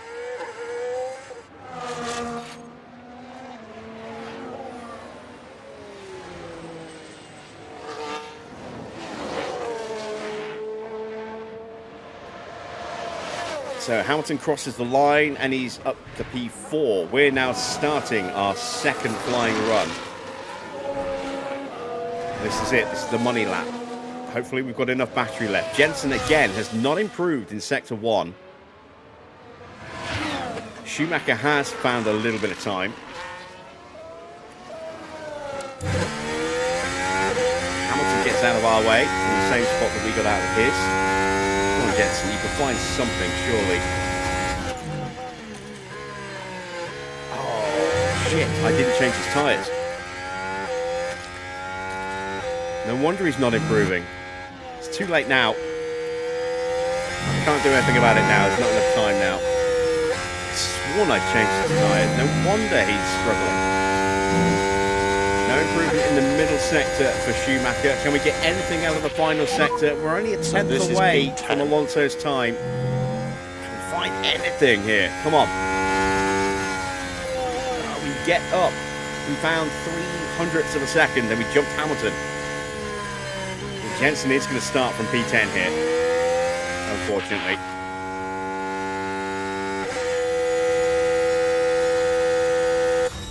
Grosjean looking to improve. He's not improving at the moment. Vettel improving, looking to try and go for pole. He's the last one after Grosjean.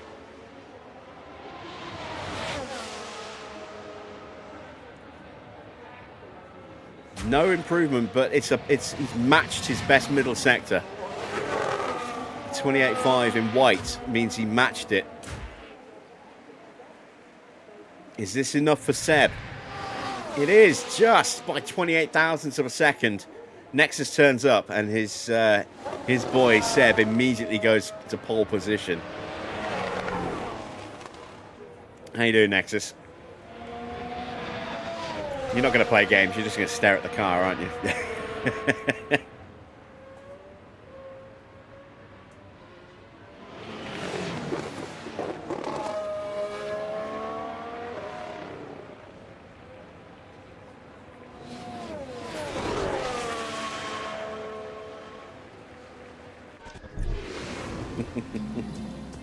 I'm glad you like it. I'm glad you like it. Right. That is the end of qualifying. Let's check the amended grid. Here among the mountains in Austria, the teams are preparing for the 71 laps of today's race. 4 years on from the circuit being renamed to the Red Bull Ring, Max Verstappen became the first driver to bring an eponymous car to victory here in 2018. The Red Bull Ring is one hungry beast of a power track. Drivers face a steep climb up to turn 3 and a fast ride downhill through wide corners and straights thereafter. There's plenty of opportunity to overtake here, especially with the help of 3 DRS zones. Here we are, folks. We're back for another day of scintillating F1 action. It's race day.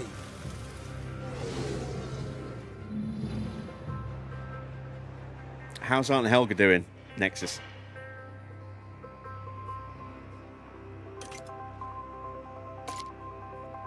Right, results. Grid. Given that Senna smashed his car up, he may have to start from the pit lane, so we'll check that. No changes to the top 10. And yeah, Senna is going to have to start from the back of the grid in the pits. Right, let's take a look at the reports, the overview. Temperature, it says 18 degrees. It's actually 24 degrees. I knew it wouldn't be as cold as 18. We're looking at track temperatures probably in the low 40s, I would imagine, for this Grand Prix. Strategy-wise, we could try the one stop. It is definitely viable. The two stop might be the quicker option if we go with the right strategy.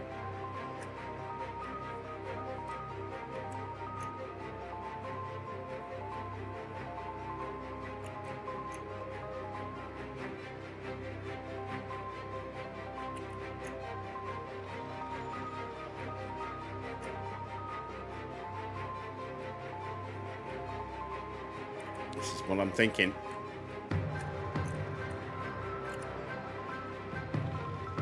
Aggressive on the mediums to start with. And then onto the softs for the second and third stints of the Grand Prix. Let's do the same for Jensen.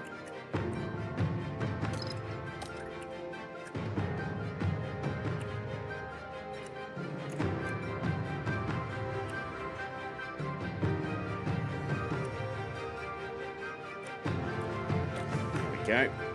Fuel-wise, we can burn the fuel off very quickly here. Let's see, it's 1.4 kilos a lap.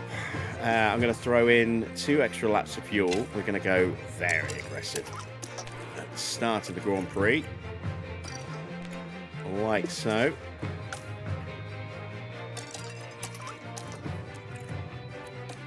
And with that, we are prepped and ready. The start of the Austrian Grand Prix is next.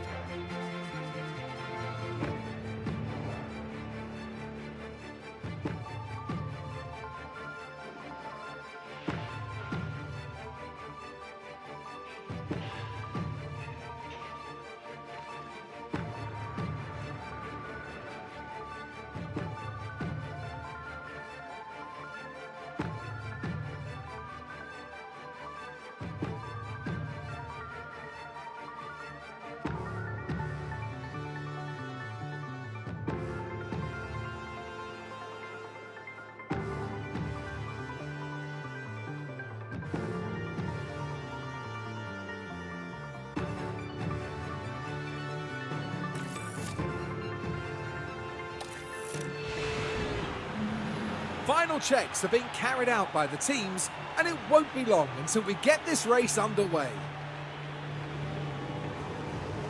The McLaren driver now fully focused on this race. They're 4th on the grid, so I'd expect to see them mount a challenge for the top 3 in this race.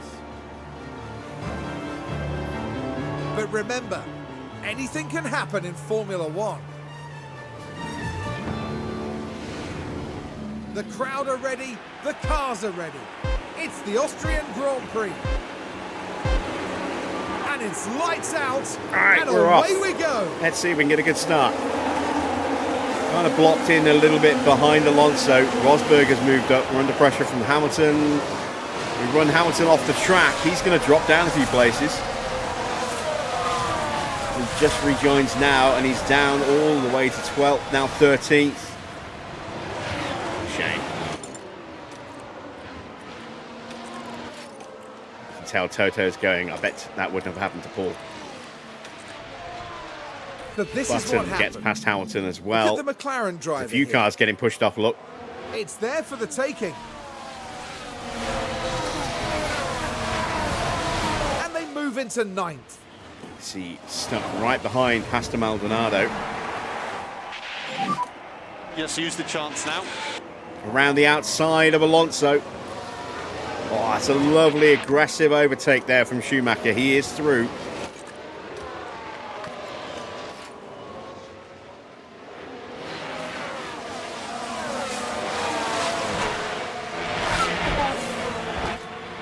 Vettel trying to sprint away. We've got Rosberg in front of us.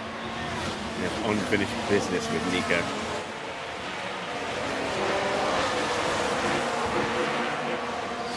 Most of the grid starting on medium tyres. We've got Alonso, Maldonado, Perez and Ericsson on the softs. Everybody else, I believe, let's check the bottom here. Phil Crew stops talking.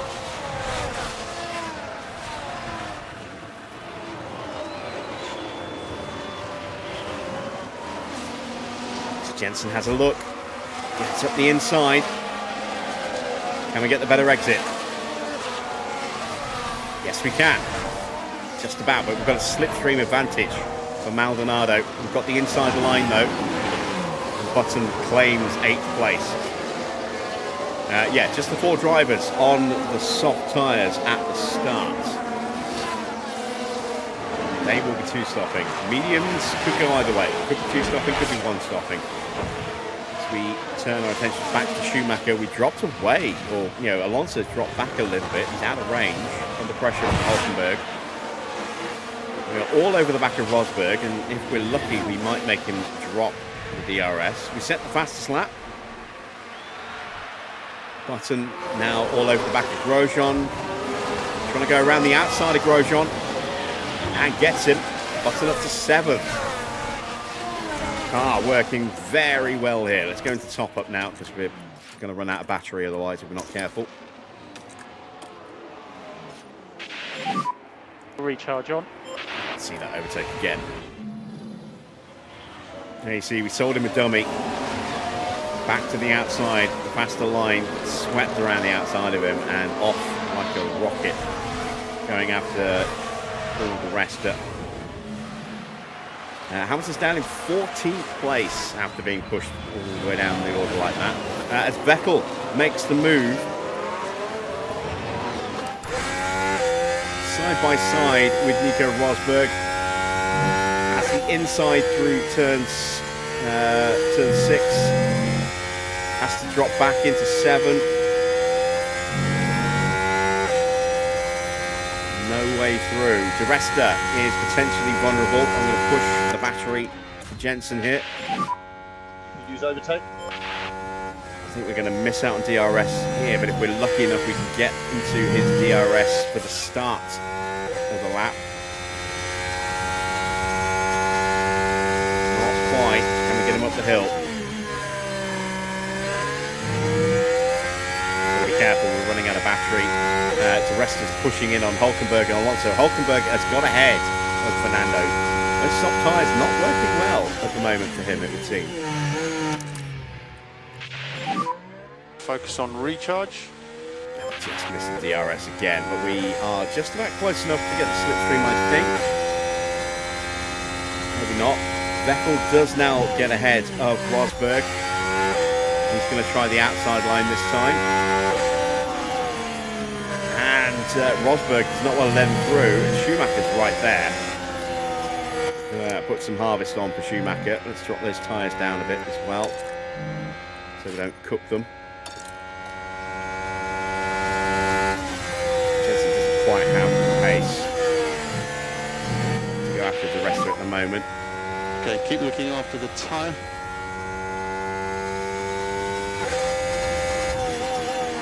Oh no, no, Michael. No. Oh shit, it's going to sit there forever.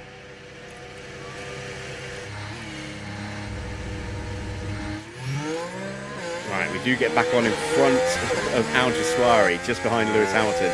Ah, what a disaster. There goes Alguersuari. Schumacher with a complete lock up there. What a nightmare that was. And now we're under pressure from Marcus Ericsson. Let's have a look at that. Oh, right, we're taking nightmare. the Look at that. We slowly crawl our way back on the track. To be taken. There's a huge gap from Hamilton up. I thought for a second we might be able to stay there as Button is fighting with Rosberg. Front guys getting away from us a little bit because we're having to defend. Copy, you're doing a good job. Oh, and Rosberg has made a mistake somewhere. Now we can see what happened. Did we push him off the track? Look at the McLaren driver. Oh, I see. They decide to give it a go. Rosberg went wide. That's why we're so far behind. And the We've got some safety beautiful... behind us now as well. So let's go full attack here with Jensen. Use See if we can maybe get a little bit of safety. Just finish cooling down Schumacher's tyres. We'll push his battery. Got some places to make up here.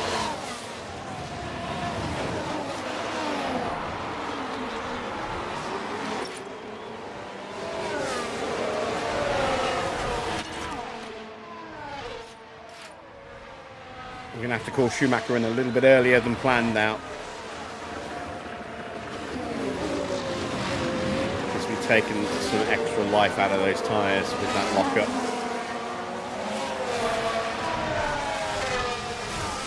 All right, take it easy. Yeah, hopefully we'll catch you in a bit. Track temperature 39.7 degrees. I wouldn't be at all surprised if it goes up a bit. As we have caught the back of Alguersuari, let's push the tyres up a bit more now. There we go. Jensen's done the best he can to get clear of Grosjean and try and get onto the back of Alonso and his train. I'm amazed that Alonso's apparent lack of pace here as we set the fastest lap with Jensen. That was fastest lap.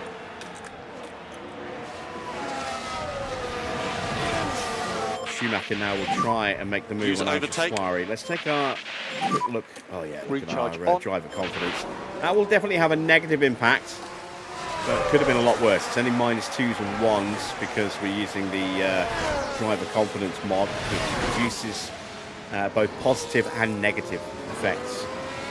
So they won't get those ridiculously high pendulum swings in either direction. There we go. A little overtake there. Gets his confidence up a little bit more. Almost back to low confidence.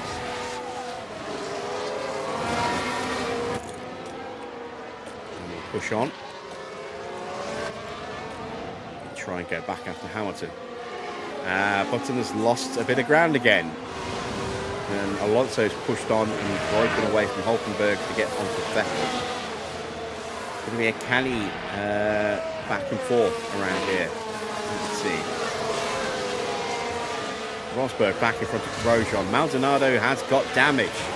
He's damaged his underfloor, I think. Let's check his car. No obvious signs of front wing damage or rear wing damage. It's got to be his underfloor going over a curb.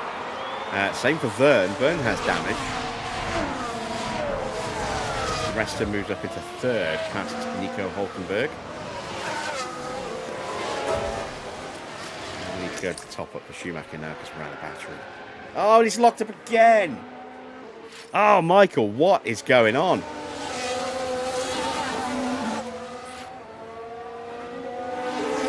Is it the cap? Is the cap cursed? Oh my God, he's at the back of the grid. Only Verne is ahead. And there goes Verne. Oh my word.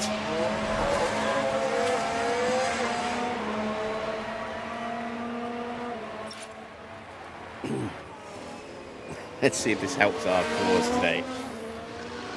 So Schumacher lost 11 places, pulled one back, and has now lost 9.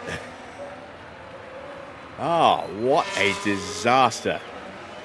What a disaster. Tyres are at 69%. We need to massively change the strategy now. I think we might have to finish on mediums.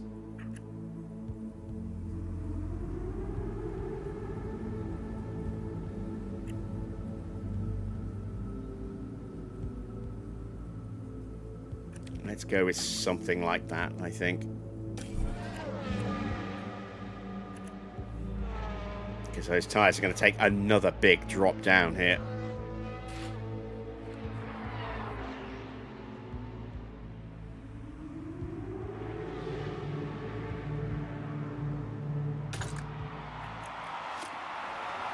Yeah, they see another plummet. Alright, push.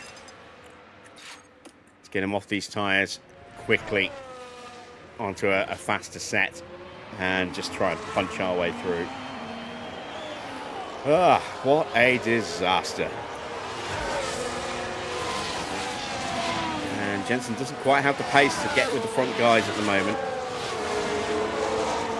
With a yellow flag. That is one of the Lotus drivers. Bruno Senna has gone off.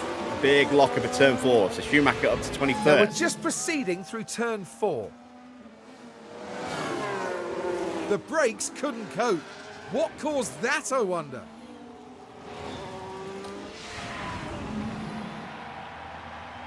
We've got 4 seconds to make up to the back of Jean-Eric Verne. Grosjean sets a new fastest lap as he tries again to make a run at Nico Rosberg.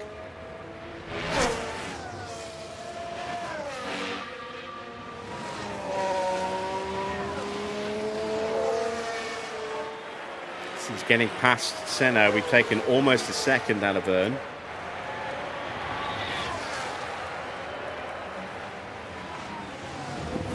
Jensen falling further and further behind.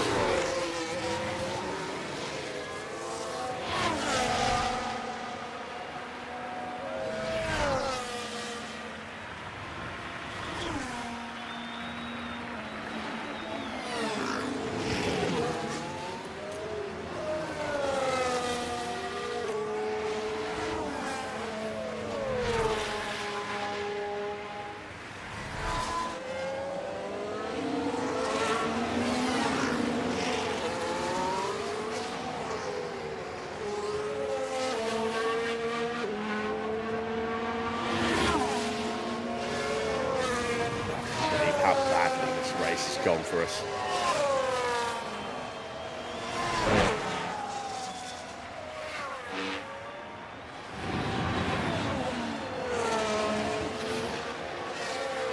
I mean, Jensen's up 5 places, so I mean it's been a good start to the Grand Prix for him. But yeah, what a disaster for Michael. Starting P4, currently P21.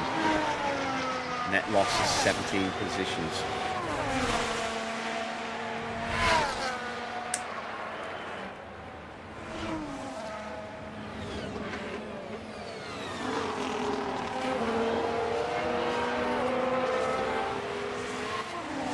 Alonso, having struggled a little bit initially, is now in the lead.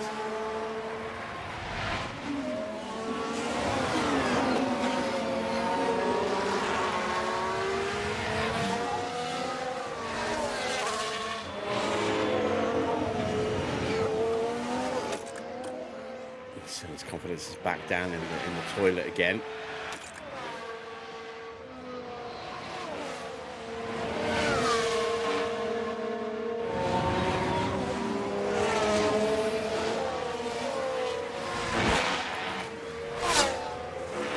Around lap 20, we'll look at maybe lap 22. We'll look at getting him off those tyres to a new set. Hamilton gets back up to 10th as he gets past Sergio Perez.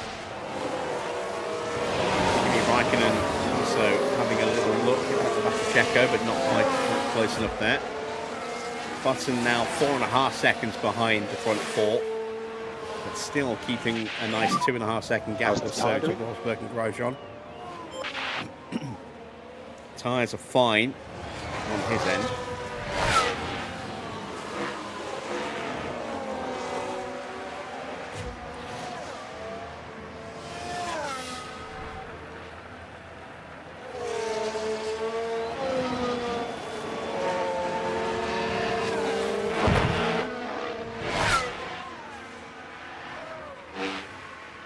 Track temperature indicator, I think, just not working here. I think it seems to be fixed at 39.7.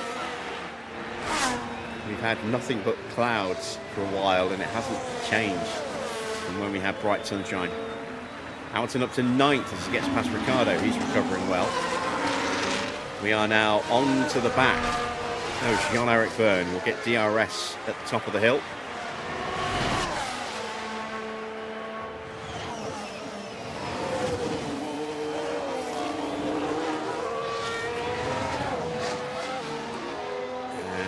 Yeah, we need that confidence to improve.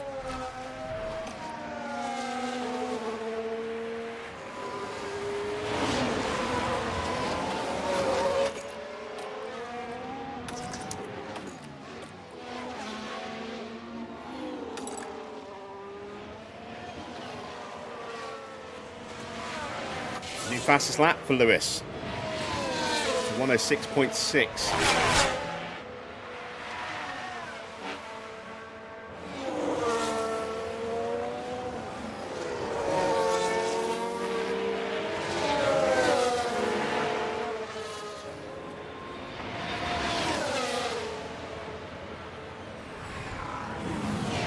Schumacher up the inside, and I think we got the DRS as well.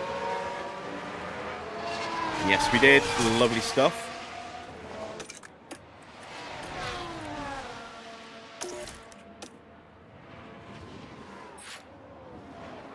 Tyres down to 55% now. Someone's got a fault. Oh, it's Vergne, who we just went past.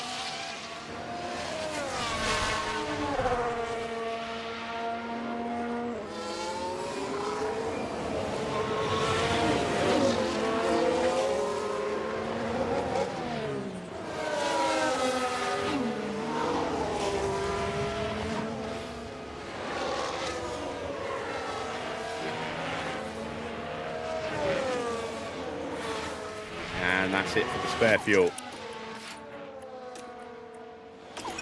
So it took us 15 laps, well 14 laps, but we burnt off those 2 extra laps of fuel.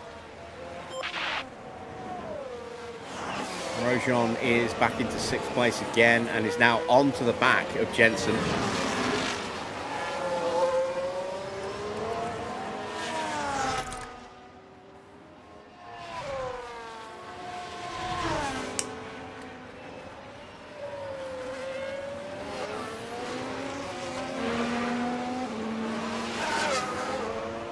5 laps away or so from stopping Michael for a new set of tyres.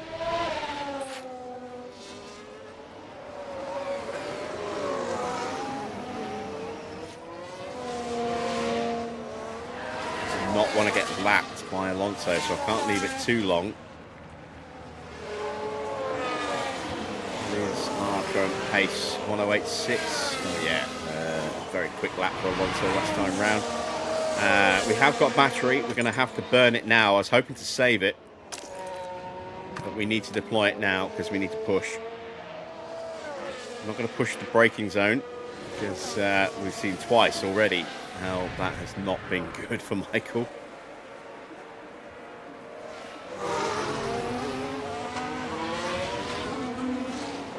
And Grosjean gets through. Jensen down to P6. Fighting back, or trying to. Let's go into harvest. We think there's still opportunities here. Get that battery topped up and then we'll sprint Jensen away. We've got Rosberg right there as well. And recharge. That would just be the icing on the on. cake if Rosberg takes out Jensen. For the second race in a row.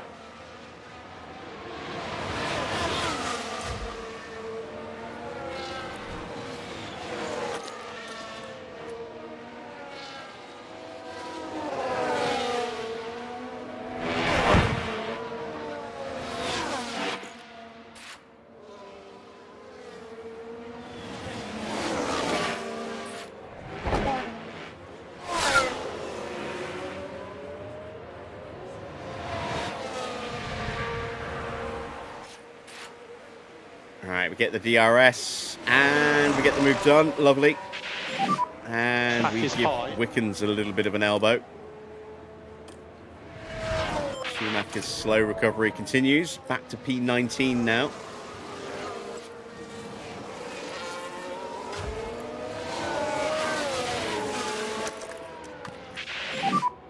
Use overtake. Now we're going to go on the attack with Jensen.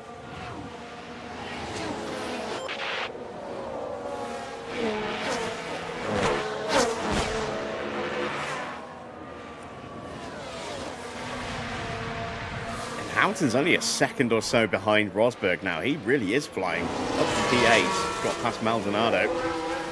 He's struggling again.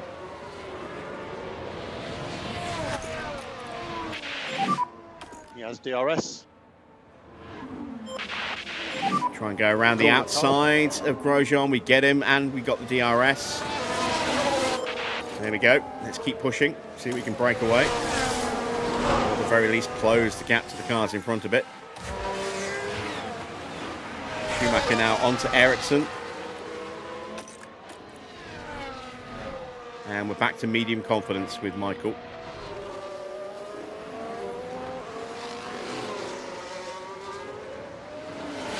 We're in this pit window.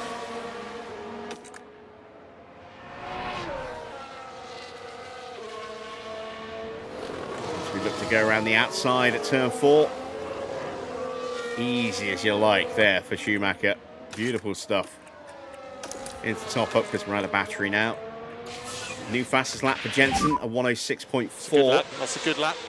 We've broken away from Grosjean and Rosberg, and Hamilton will be there soon as well. Rosberg's got a fault. You hate to see that, don't you? Alonso and Vettel still squabbling over the lead. Hulkenberg just behind him. Oh, Vettel's made a mistake. Vettel's been pushed off. By Alonso at turn 3, sorry. And he's dropped a couple of seconds back. And he's now very close to Jensen.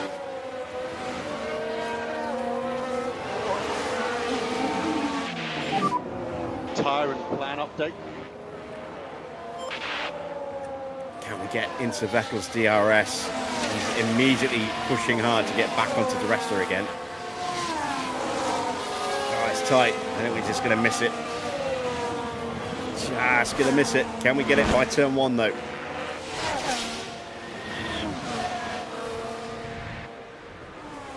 Maybe.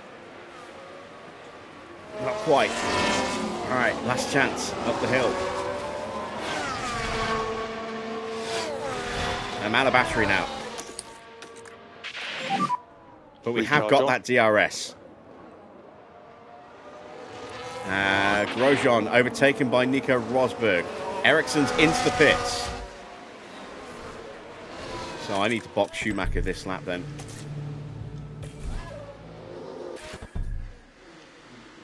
Got to cover that off.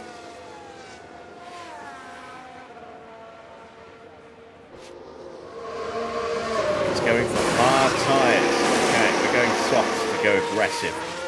Try and cut through the traffic.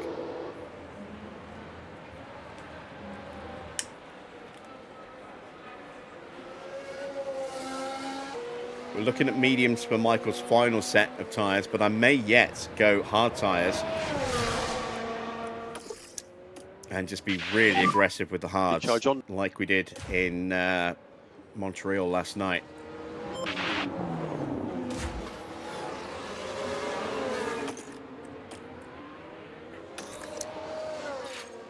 All right, into the pits then at the end of this lap for Schumacher. Perez is into the pits.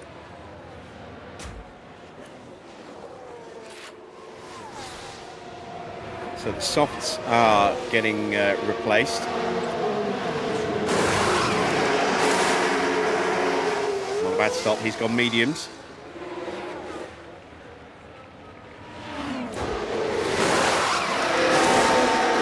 Oh, come on. That's 2 seconds at least on that stop there. That's going to put us under pressure from Marcus Ericsson. There is Ericsson. Damn it, he's going to get ahead of us. We're going to have to overtake him again.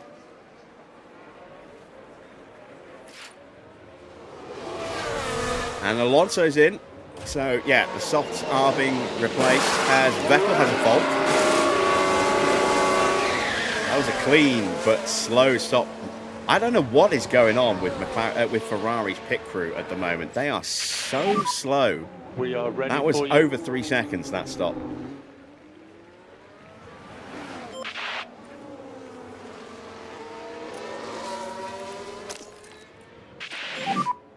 Overtake available.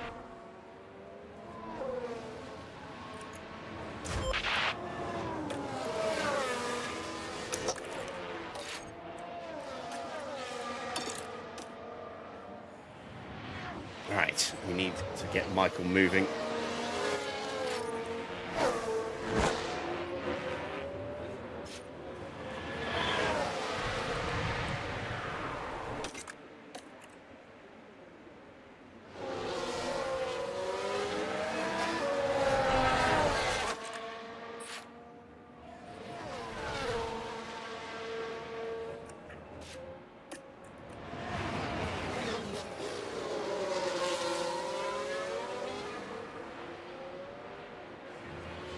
He just went purple in the first sector. Can we get him through here?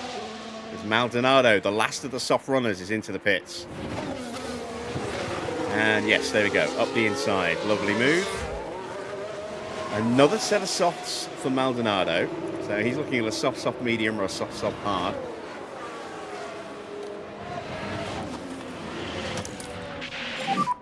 Recharge button on. Bruno Senna now boxing, and I think he was on mediums, wasn't he? Yeah, he was. So first of the medium runners box.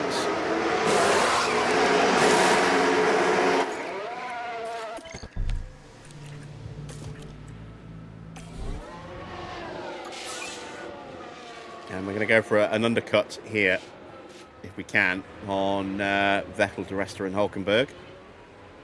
Jensen in. Rosberg coming in as well. And there's Nico Rosberg. Got soft tyres for Ferrari as well. 2.4 is not a quick stop. Alonso. Nice hard tyres for Rosberg. Glad we're ahead of him then. Second quickest stop of the day will come out by Al Jaswari and Satil. You are P9.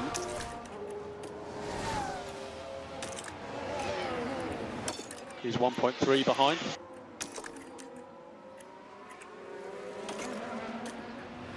.4.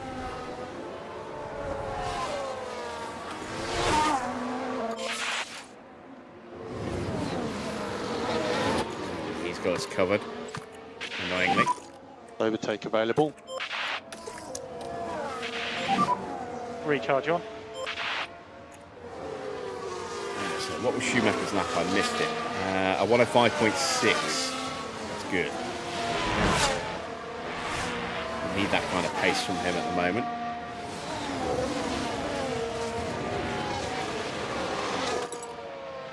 And there goes Al Jaswari into the pits. We'll get the DRS. And now we need to push. Use the overtake button. Bianchi in as well.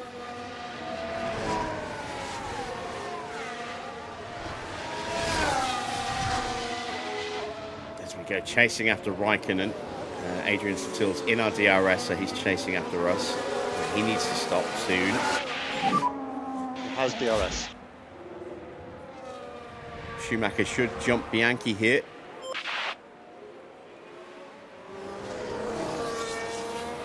And does. There's Bianchi coming out the pits. So back to 19th now for Michael. And we've got a yellow flag. Oh, it's a VSC. God damn it. Everyone's going to get a nice cheap pit stop here.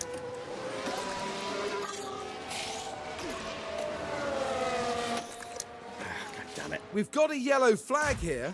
Marcus Ericsson's crashed. It was the Williams driver Hamilton's we in. see there.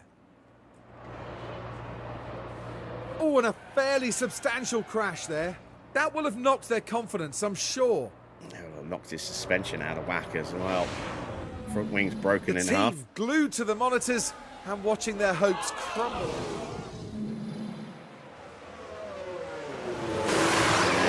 He is out. Quick stop for Hamilton. Raikkonen's going to go through. Jensen will get past him, but we won't get past Hamilton.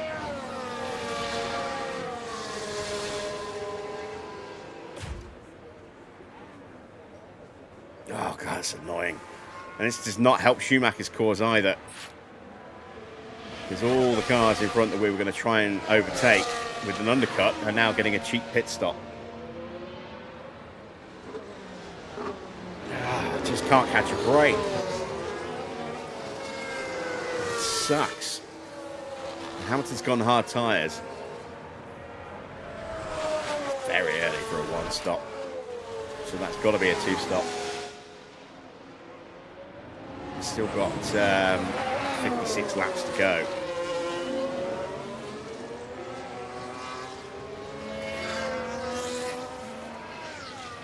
And there's the leaders into the pits. And this was going to be our glorious attempt to try and undercut these guys. And look at how much of a gap they're going to pull out on us now.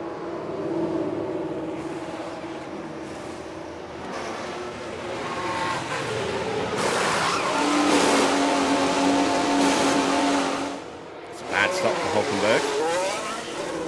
He holds position against Vettel. Oh, gutted. I am gutted. We were only, what, a second behind these guys when we stopped and we put on soft tyres and we started pushing, and now we are a mile away. We're half of this straight behind them. Ah, man, that sucks.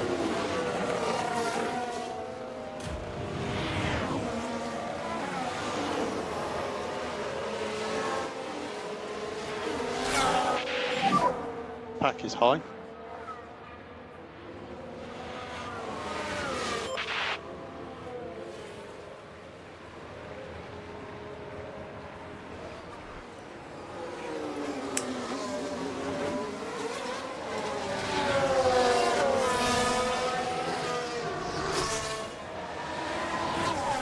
Just need to wait for this VSC to end, and then we can get going again. It's going to happen very, very soon. Batteries are full. There we go. Virtual safety car ending.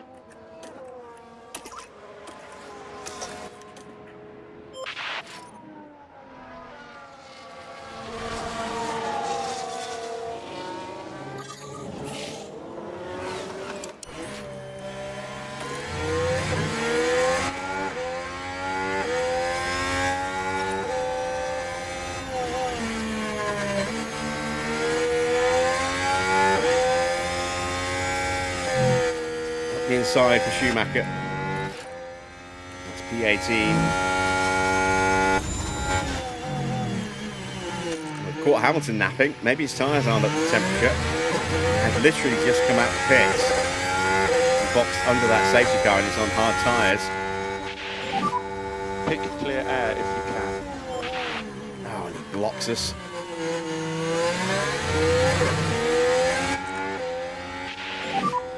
Cool the car. And now he's starting to push. I don't think we can do to him what we just did to Vern. No, we can't.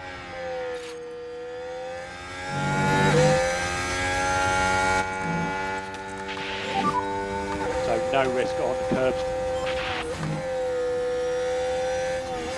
Keeping that pressure on.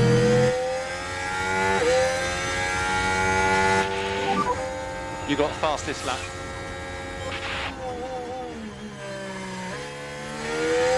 Oh yeah, we pushed him off again.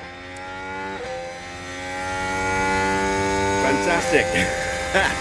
Get the elbows out, break the 1 second immediately. And now we can try and go back up to Seb. Schumacher now with the fastest lap. 105.1. We are close to Gutierrez. And Wickens.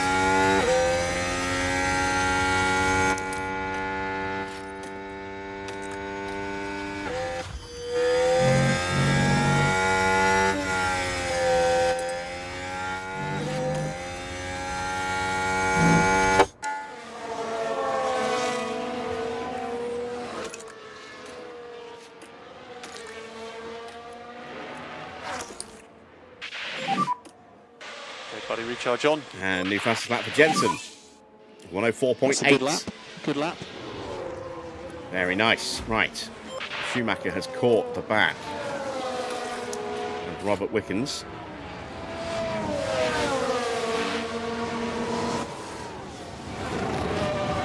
Hasn't stopped yet.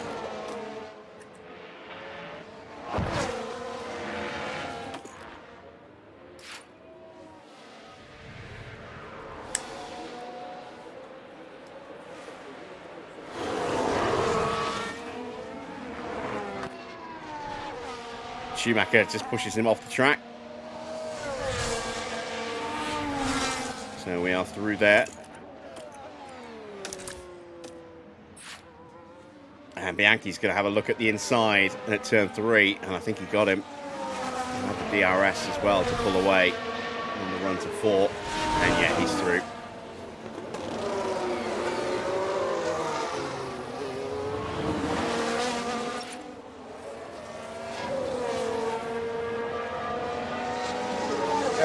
Right. What can we do going forward? Nico Hulkenberg does have an issue. The upshifts are degrading. Upshift. Gearbox problems developing there in that Sauber. That's good. As he gets overtaken by Vettel and Ricciardo. He's down to P6. Vettel up to 4th. Ricciardo has yet to stop. Grosjean's yet to stop. So those guys must be going for a 1-stop. Valtteri comes into the pits. He sticks on a set of hard tyres. And we're pretty close to that 1-stop window now. Might even be in it. 40 laps to go.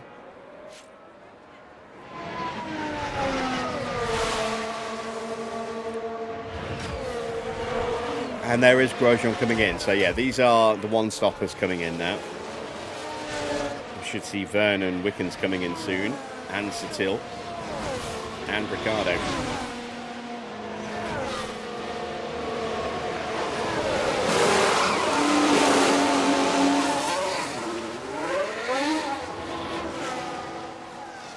Okay, we're lapping almost 2 seconds lap between Wickens and Ricciardo. We're on him already.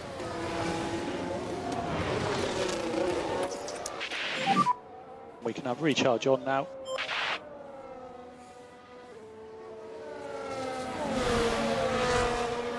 The problem now is that Schumacher's not really lapping quicker than anyone in front, not by Tyre much. temperature management looking very good. 10th or 2 here and there.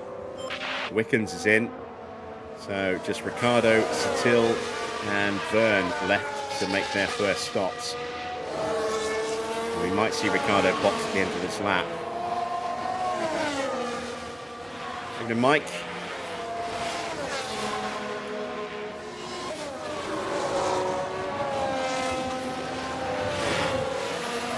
And Ricciardo stays out.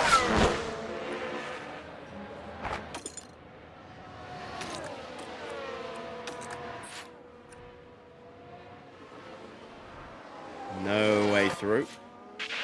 Satil's in. No hop done.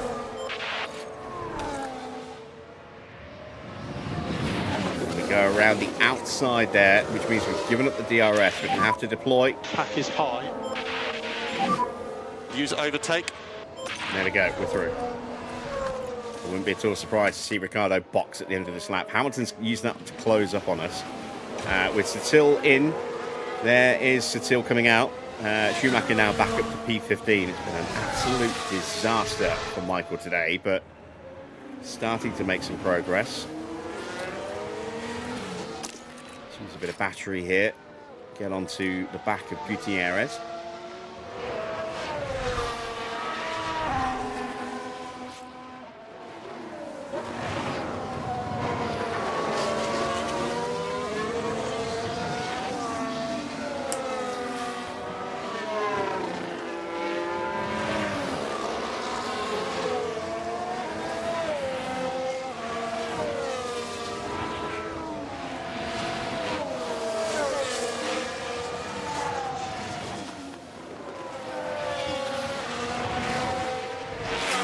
Tyre wear, and it looks all fine there and there as well.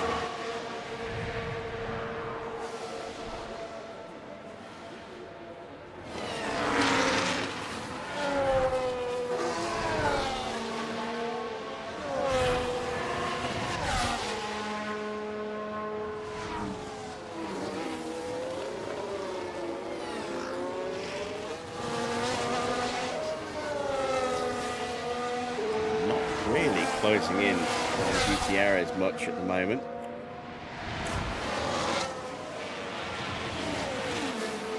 Back marker in front of us. It is. That's Verne. Blue flags. And Ricciardo's in. Stand out a little bit longer than I thought he would, but he has now boxed. And a battery for Jensen. Recharge, John, please. Can we get Schumacher out around Ricciardo? It'll be tight. It'll be very tight. We've got into Gutierrez's DRS.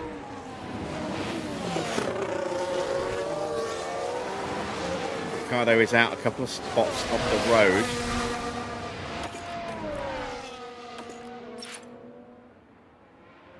Let's go up the inside here. Lovely move. There we go. We're through. Next up, Jaime Alguersuari, who is behind the recently exiting from the pits, Daniel Ricciardo.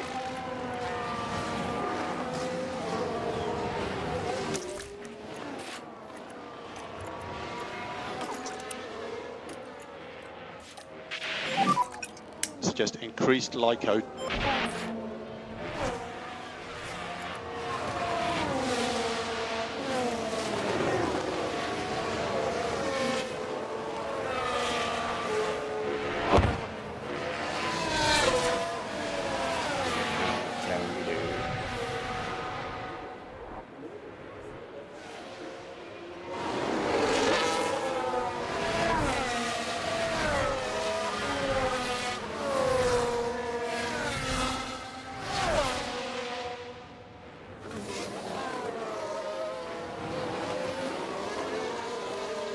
Pace has slowed a little bit since we turned the battery off.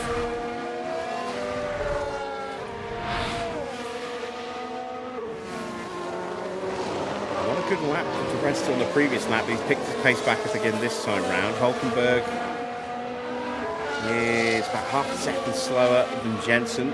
That's good. We need to start closing him down. Oh, no. We're half a second slower than him as we cross the line. So everyone's pace is starting to struggle a little bit.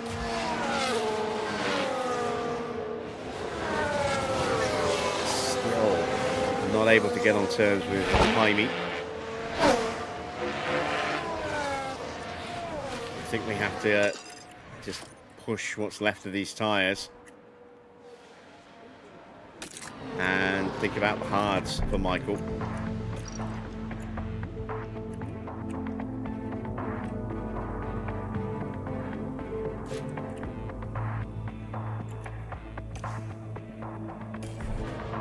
Those two lockups have absolutely destroyed this race. They're so far behind. Jensen's still back into the P5 position that we got him into early on. And we're going to start to push his tyres a little harder as well. I might yet go onto a set of mediums for Jensen for his final stint. Not sure yet.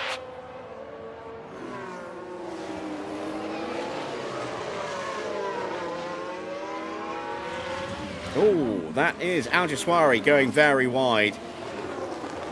That's a free position up to P13.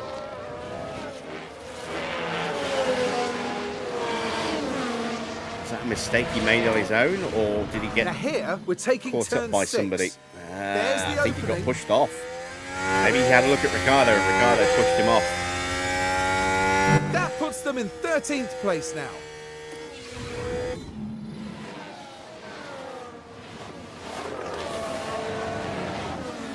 Gutierrez has followed through, and he's now caught the back of our DRS as well.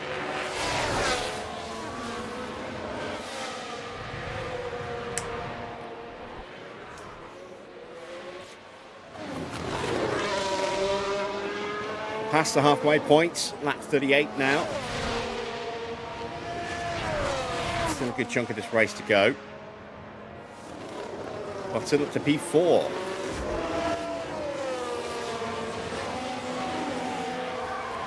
Oh, someone locked up in the background as well. Just heard the tyres squealing. Oh, and there, Hulkenberg was pushed off by somebody. Who was in front of him? Was it Vettel? It was. And we got a safety car. Oh, perfect timing. Right, we're going to box both drivers here. And the leaders have missed the opportunity here. Vettel is diving in, but the front two have missed the opportunity. We're going to go on to the hard tyres.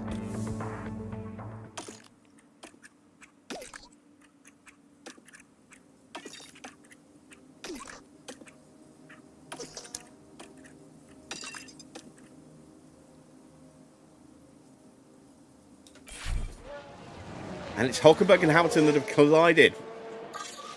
Oh, wow. Hamilton, having made that great recovery after being pushed off on turn And 1, yes, is now out of the Grand Prix and taken Hulkenberg with him. There? This is what we heard in the background. They went off at turn 7-8. Yeah, there we go. Wow. That's huge for us. Contact. That takes some pressure off of Jensen, and it brings Michael that bit closer to getting back into the points. And with the leaders having picked up the safety car, as Vettel goes out on a set of hard tyres, we'll do the same. They're stuck now, and we're going to be right behind them. Rosberg stayed out because he is on hards already, so he can't do that now, I don't think. Maldonado's in. Perez is in. Minus Oh, P5. shit. Why didn't Schumacher come in? Gap 4.5.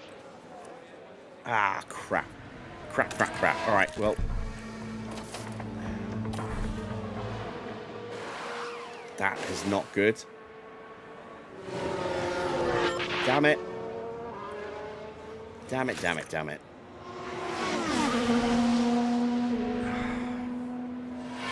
will work out really nicely for Jensen, though.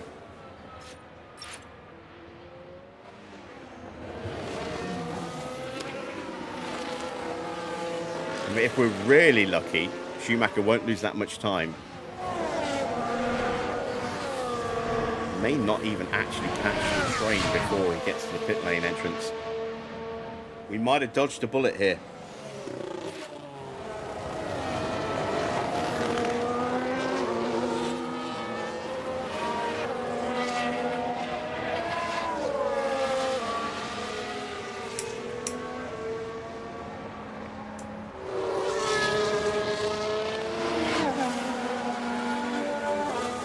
We are going to lose a little bit of time, but not as much as it could have been.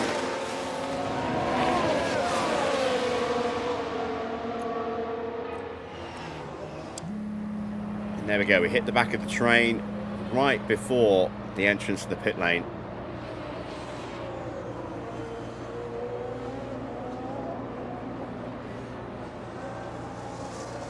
Alonso's in.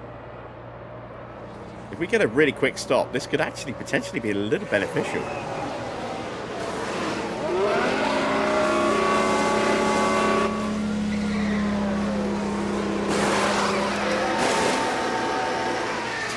It's much better than the 4.3 we had. No, we're still going to come out the back of the train. But we should beat Al Jaswari out. Oh, it'll be tight. It'll be very tight.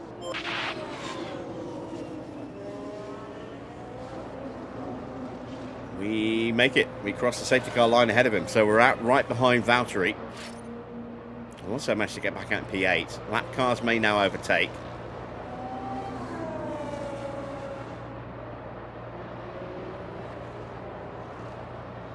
This has worked out very nicely for Jensen as Verne makes his way through. Now Wickens. And it's just those two. They're the only two that are a lap down. So looks like we'll be going racing again next lap. Let's take a quick commercial timeout and then we'll get this race back underway.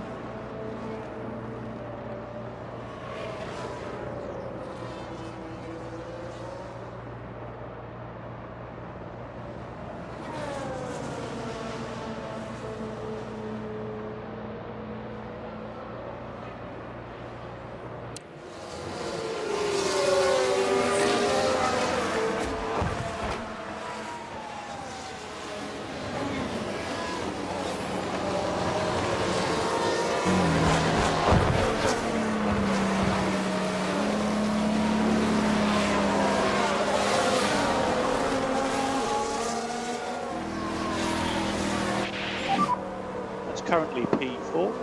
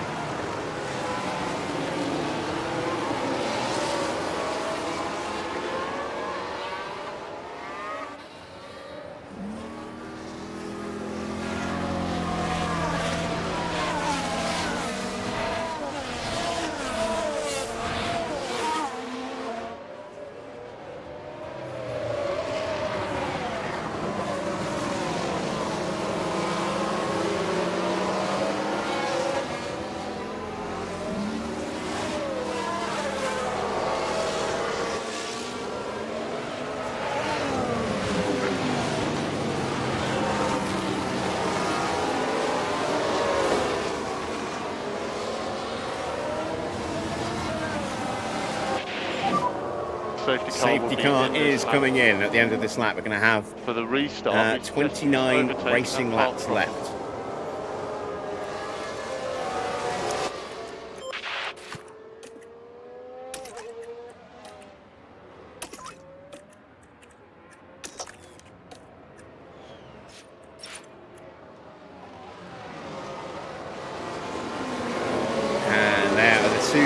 Is just about joining the back of the queue in time. Verne made it there. Wickens didn't quite make it. Jensen will have a look around the outside here and gets past Seb and immediately goes on the attack against Rosberg. Come on, Jensen. Okay, well done. That is currently P3. And gets up the inside. Beautiful stuff. And we even push Rosberg off the track. That's revenge for you. And Rosberg's plummeting. Schumacher gets past him. Rosberg's going to the back of the grid. And that is payback for last night. 1.1 now.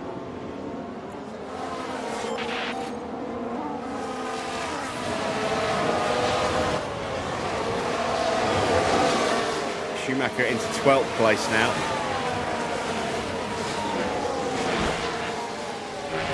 Button chasing after Paul di Resta.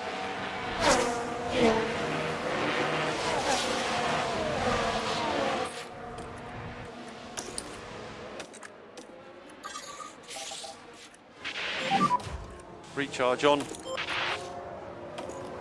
Let's go around the outside.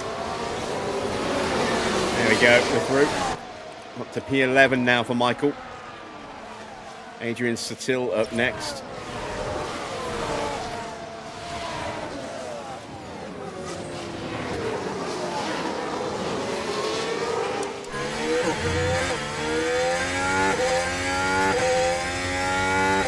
And Button takes the lead. Good job, Jensen.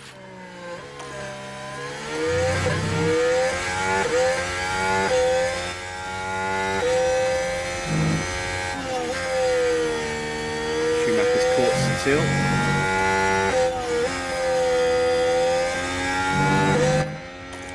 Right, we've killed the battery.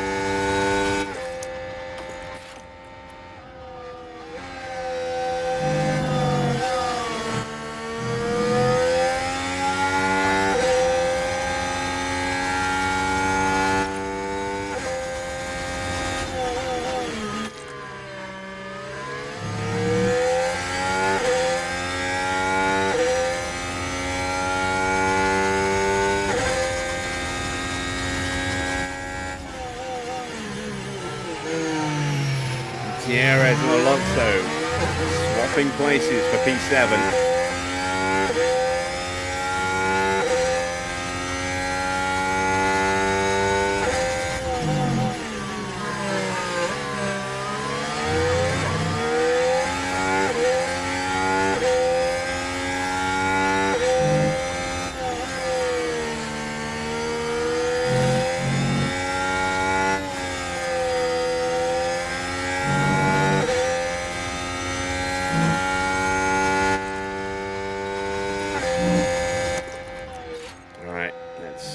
Go on the attack again.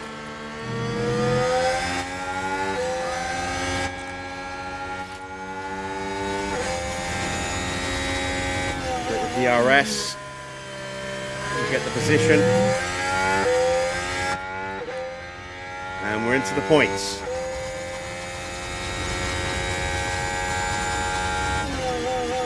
And we closed it massively on the cars in front under braking there. We may have a run possibly into turn 4 as well.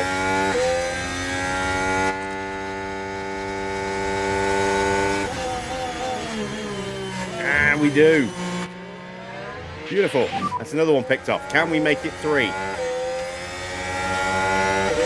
As di Resta gets through on Jensen.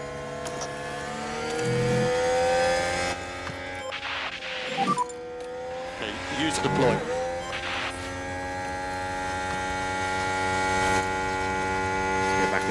Mode again. Let's just let those tyres cool off a little bit.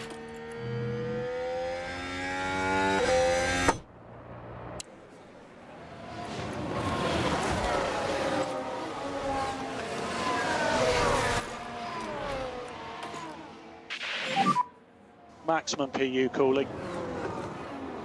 We get up the inside. We put Manners on di Resta. We punch our way through. We get the DRS. We're going to drain this battery dry now and see if we can break away a little bit. P1. Let them fight behind us. See another angle of that overtake. Right, let's have a look now. It's the same angle. Around turn 3, the gap opens up for You know, it is a different angle. There we go. Very nice. And the McLaren. Lovely stuff. Could be on for our first win tonight. We should be able to go to the end.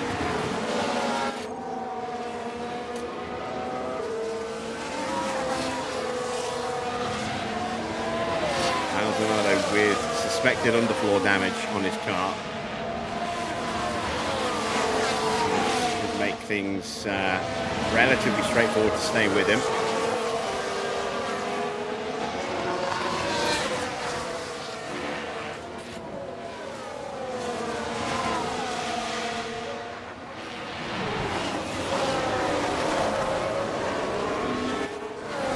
Oh, and he's made a mistake. He's made a mistake, and we'll pick him off. And there we go. That's P8 now for Schumacher.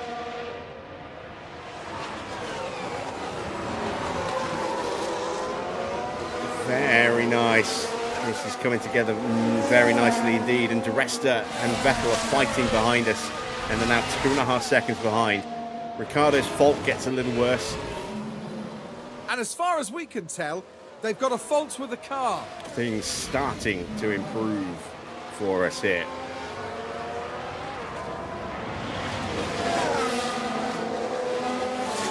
We're nearly 4 seconds ahead. We are 4 seconds ahead of Di Resta and Vettel. Wow, that fight.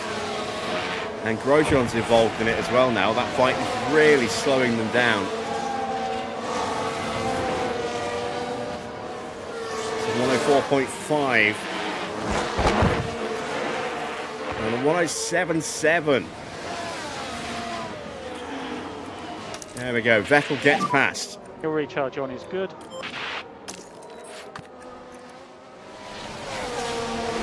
And Raikkonen gets shoved off the track by Alonso. We go flying past him. We're into P7.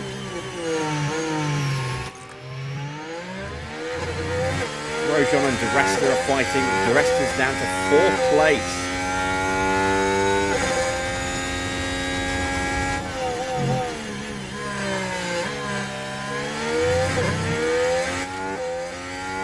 And we're now on a queue all the way up to Grosjean in 3rd. We could still get on the podium with both cars here. As Ricciardo gets pushed down a place.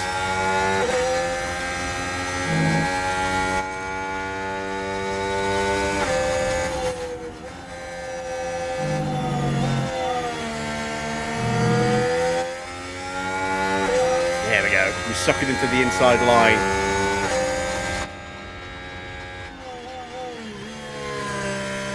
Through we go with the DRS once again. Can we make a run now on Alonso? We are rocketing up to him here. He stays defensive. Can we get around the outside of him? Smooth as you like. Michael Schumacher has come alive again. Next up is Paul Di Resta, and we still have some battery to play with.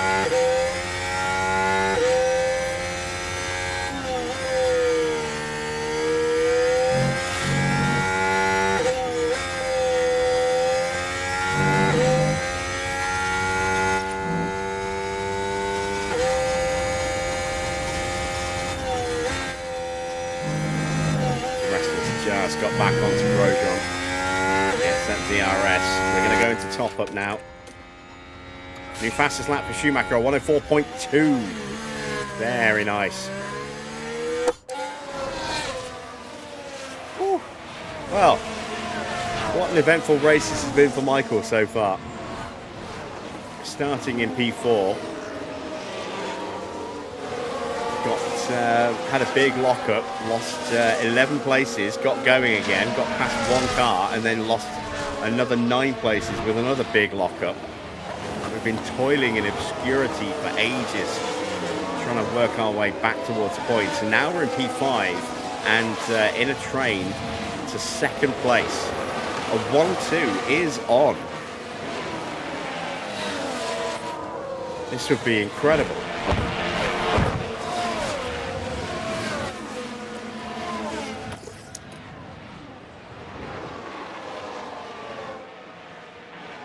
Alonso lurking, we've got to be wary of him. We'll try and harvest a bit more. Ooh, kind of want to protect the tyres a bit so we got more to play with at the end. So I'm going to cool those down a touch if we can. See if we can just capitalise on a mistake from somewhere. Evening, Lennon. So Grosjean gets back ahead of Vettel and has the DRS.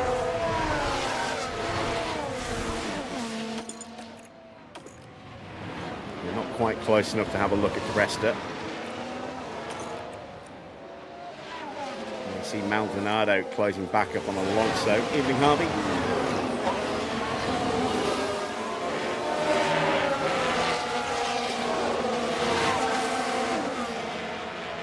And Grosjean being ahead is brilliant for Button because the gap's suddenly gone up to nearly 6 seconds.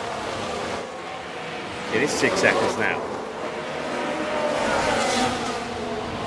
It's gone up by nearly half a second since I mentioned it.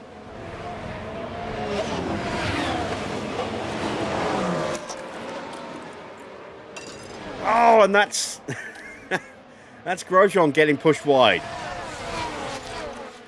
Schumacher having a chance to make a move on to Resta here. Not quite close enough there. The Resta will now have a run at the back of Vettel. Can we maybe throw ourselves around the outside? Oh, go on. Oh, that's fantastic. Can we get Vettel as well? To the inside for turn 6. We get up the inside. Oh, this is wonderful. And Schumacher's in second place. The double podium is on.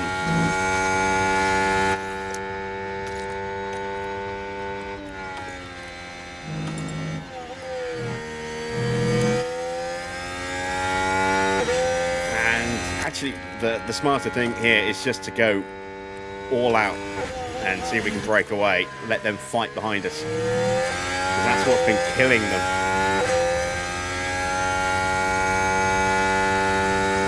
I've got just enough battery left to go flat out this entire lap.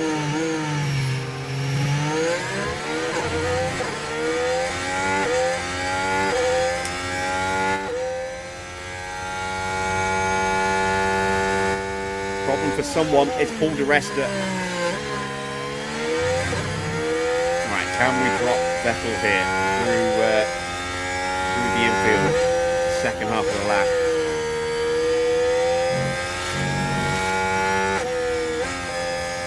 Ricciardo down to 9th place now as his car woes continue.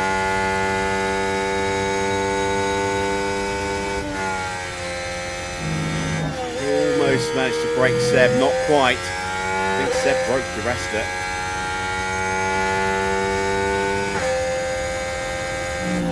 But we did break Seb there, though, I think. Yes, we did. We did not get DRS up this hill, but he has got a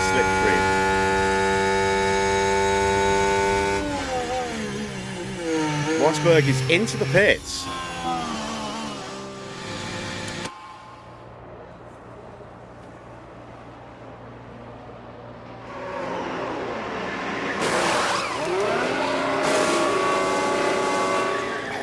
Ferrari's pit crew is so slow.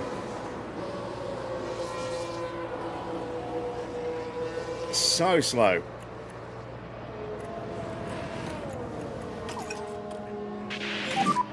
Lift off end of straight.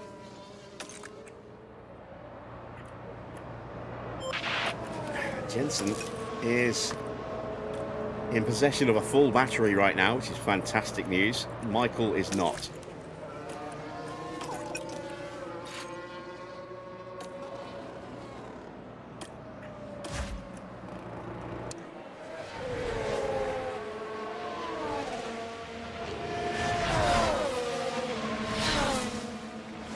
Seb's going to get through. We get the DRS. Is this our opportunity to try and break away from him? By using DRS down this straight into turn 4.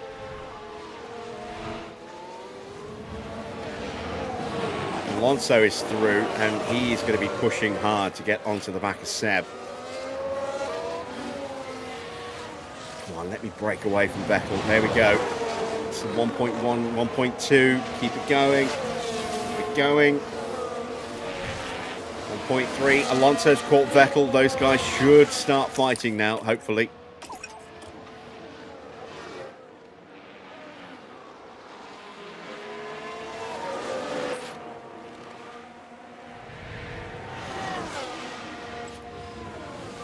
I love it when a plan comes together. Schumacher now has a chance to break away, go after Jensen.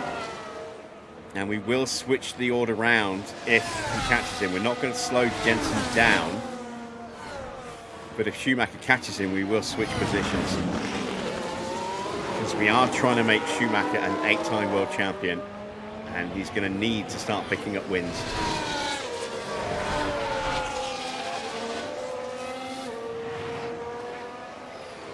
He's had to overcome a net loss of 17 places through this Grand Prix.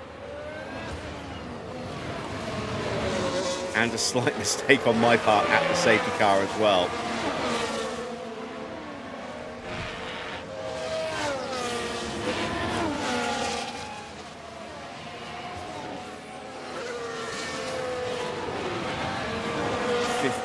Laps to go. We will take second if we get second. And we'll let Jensen get the win. But, as I say, if we get Schumacher close enough, we will switch the places.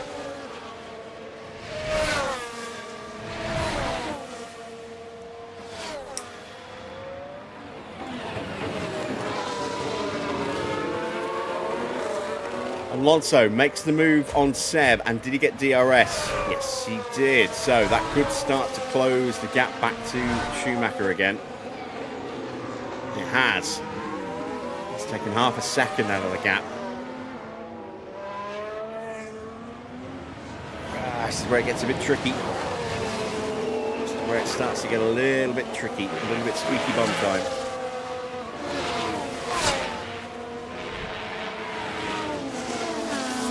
It's still close enough to get on the DRS and get Alonso back under pressure again. Maldonado has made it up to 5th somehow. Mainly, I think, Grosjean throwing himself off the track or getting pushed off the track. The rest of his car having a bit of an issue. Hamilton out. That was a huge help. Rosberg is still way at the back of the grid in 19th place.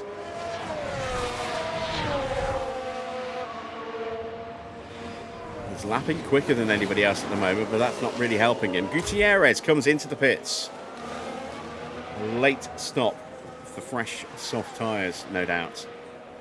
There go, the two Manas, two Marussias of Robert Wickens and Jean-Eric Verne. It is soft tyres going on. It's a decent stop. And Alonso has caught the back of Schumacher. So, let's go into always defend. Get ready to go into harvest as well. Get some battery in the car.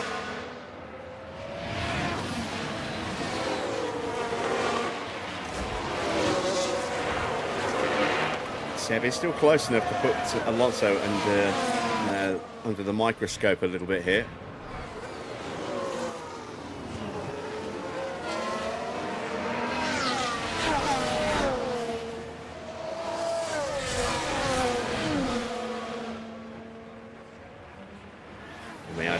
Vulnerable into 4 here. Don't quite have enough battery yet to make another sprint run.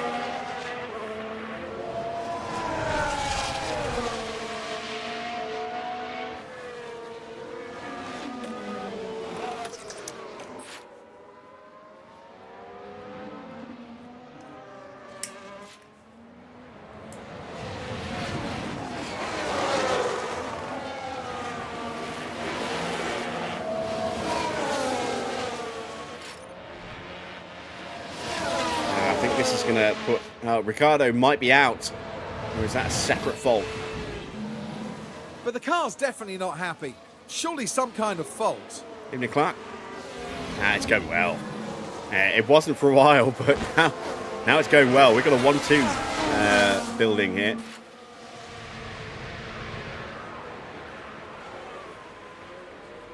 It's a yellow flag. Who's that for? Paul di Resta making another Look at the mistake. Mercedes. And they just can't keep on the track. But all being Running well and very fingers crossed, wide. no lasting damage to the car. Clattering the curves through 10 as well.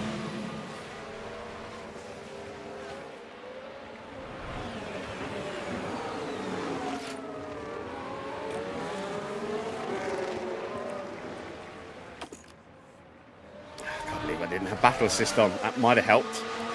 Alonso is through. Going to top up. Can't let Alonso get away from us. Oh, Seb into the gravel. Michael taking no prisoners. And we're going to have to push to get back onto Alonso. To come out of full defence.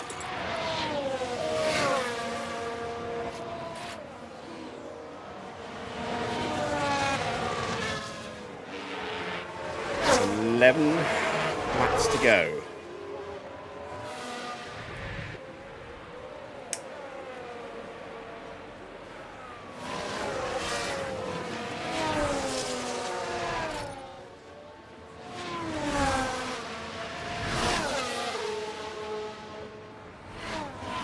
At some point I need to decide whether or not to cut bait and just start sprinting Jensen.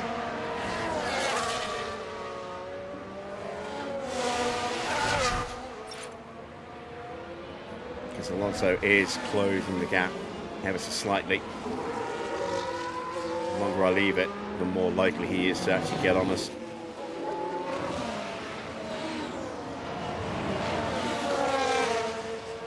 We're back into his DRS again.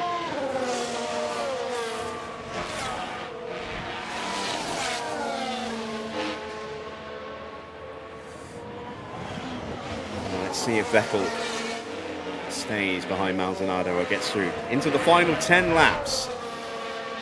We've got a double podium and a potential 1-2 up for grabs here. Hopefully we can just put in Alonso under enough pressure that he loses a little bit of pace while we're harvesting. A fault for Rosberg. His car gets a little worse. I don't know why I clicked, because there's no audio for Nico Rosberg. Where is he? Oh, he's all the way down here, look, in 18th place.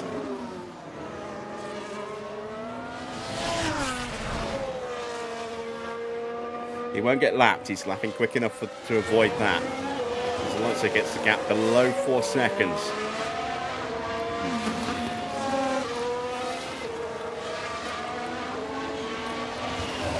And we're not going to give him the opportunity to try and close up. We are going to sprint Jensen now. Vettel has already got back ahead of Pastor Maldonado. And also takes yet more time out of Jensen. At 3.5 seconds now.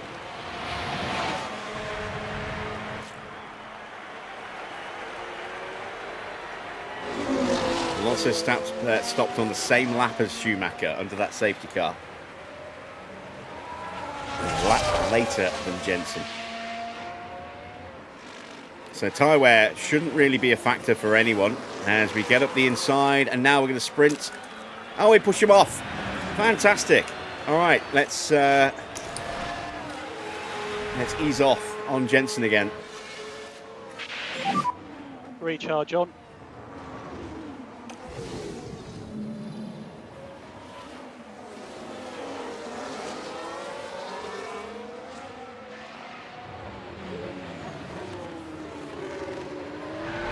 We are absolutely going to be wearing the Bridgestone podium cap tonight, it would seem.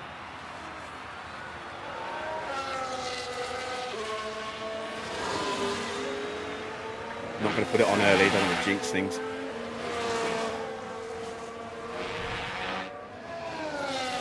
Well, we have a nice 2-second lead over Alonso. We're pushing Schumacher as hard as we can to see if we can get him onto Jensen. I did say I wasn't going to slow Jensen down.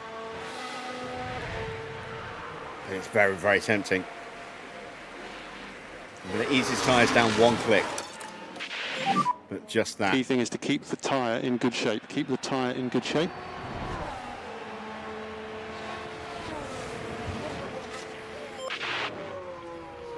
Less than 4 seconds now.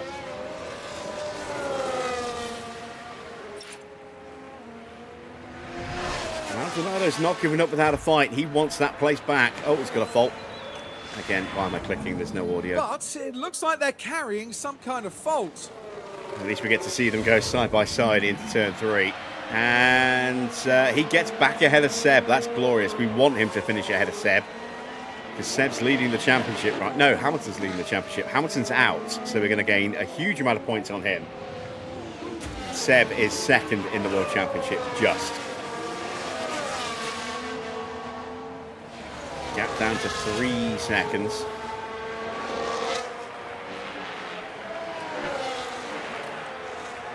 And now we are going to, because we are so close. Recharge on. And we've got such an opportunity to get Schumacher right up the order a bit. We are going to do that. We are going to take that Pack is opportunity.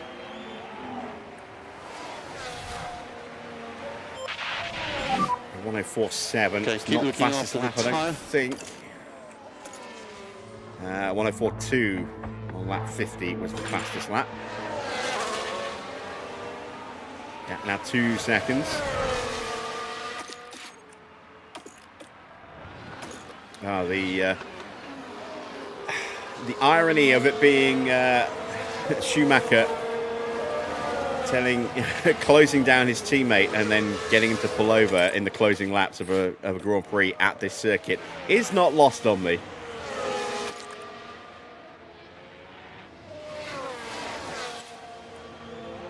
And there we go. At least it wasn't the final lap.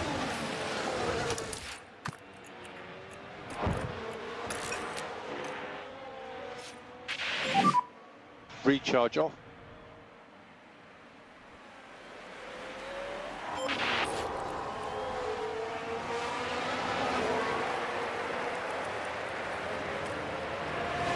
So 25 points up for grabs here now for Michael.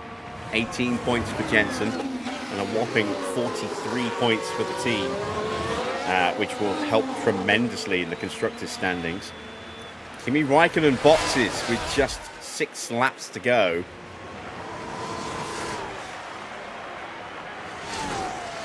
Where are his tyres at? 26. Yeah. Yeah, he desperately needed to stop.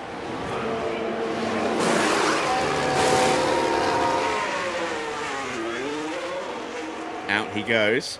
He's going to drop to the back of the grid. He'll be quick and he may well take the fastest lap away from us, but there's no bonus point for that. So I'm fine with that. Absolutely fine with that.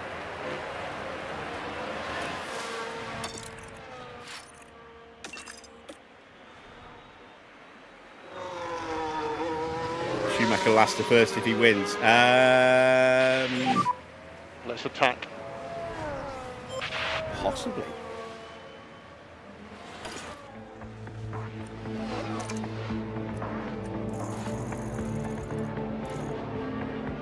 Yeah, from last to first.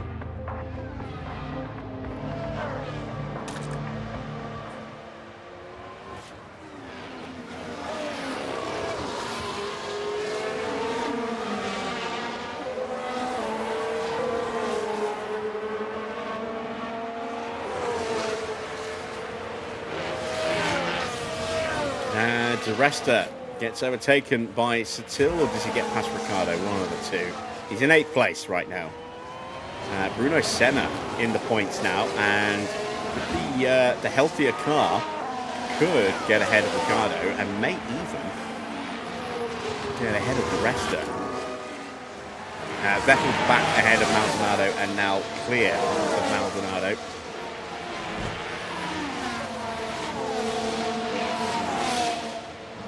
Alonso seems to have given up for now.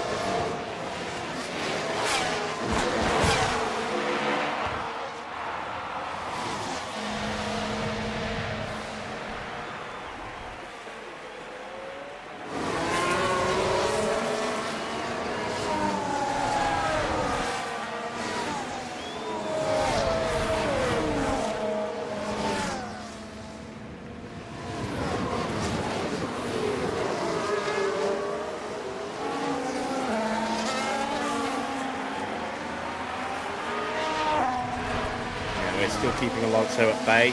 Raikkonen gets ahead of Verne.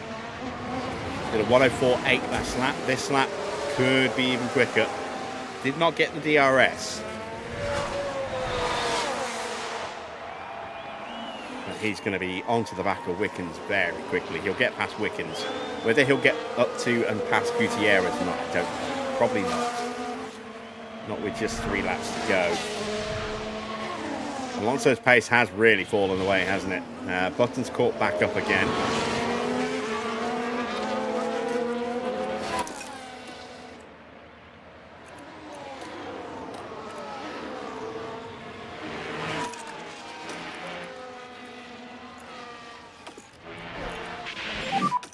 No risk.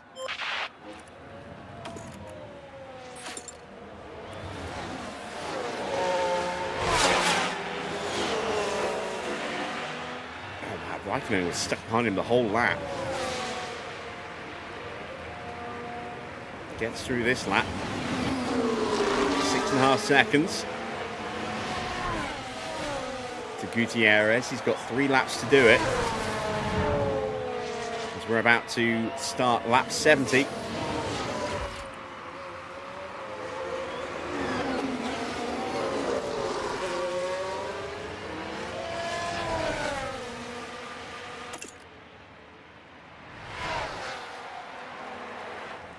So nervous at points like this. Just a bad lockup for Jensen could be crucial. I got no Oh, time. and there goes Ricciardo's engine.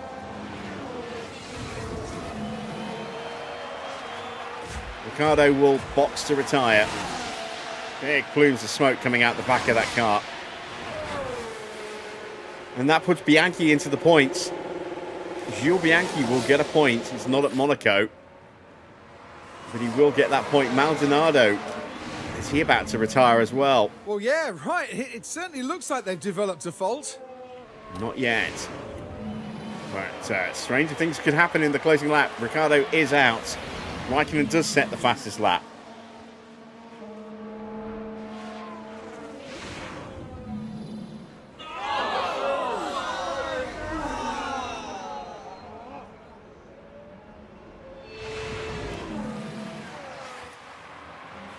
A 103.6. Wow, that is quick.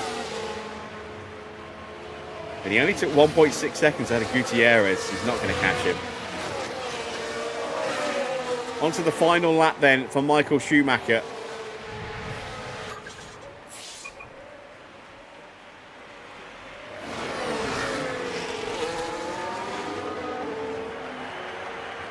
There's Alonso. He is closing in. We've got battery to spare.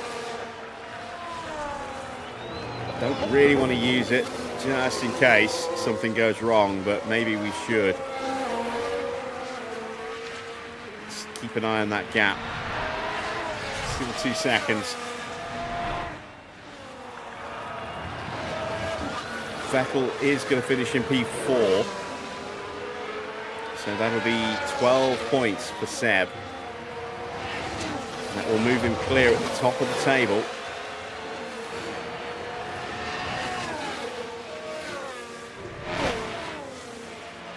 It's a disappointment for Jensen, but he knew the stipulations of this challenge to get Michael the championship.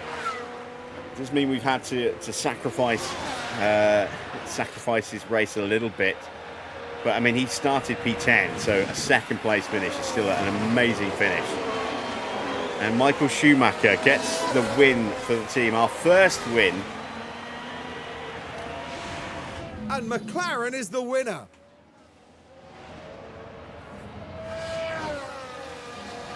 And we get the podium cap. For the second After night that in a row. There's no doubt that they deserve their spot. We get at on the the podium. top of the podium.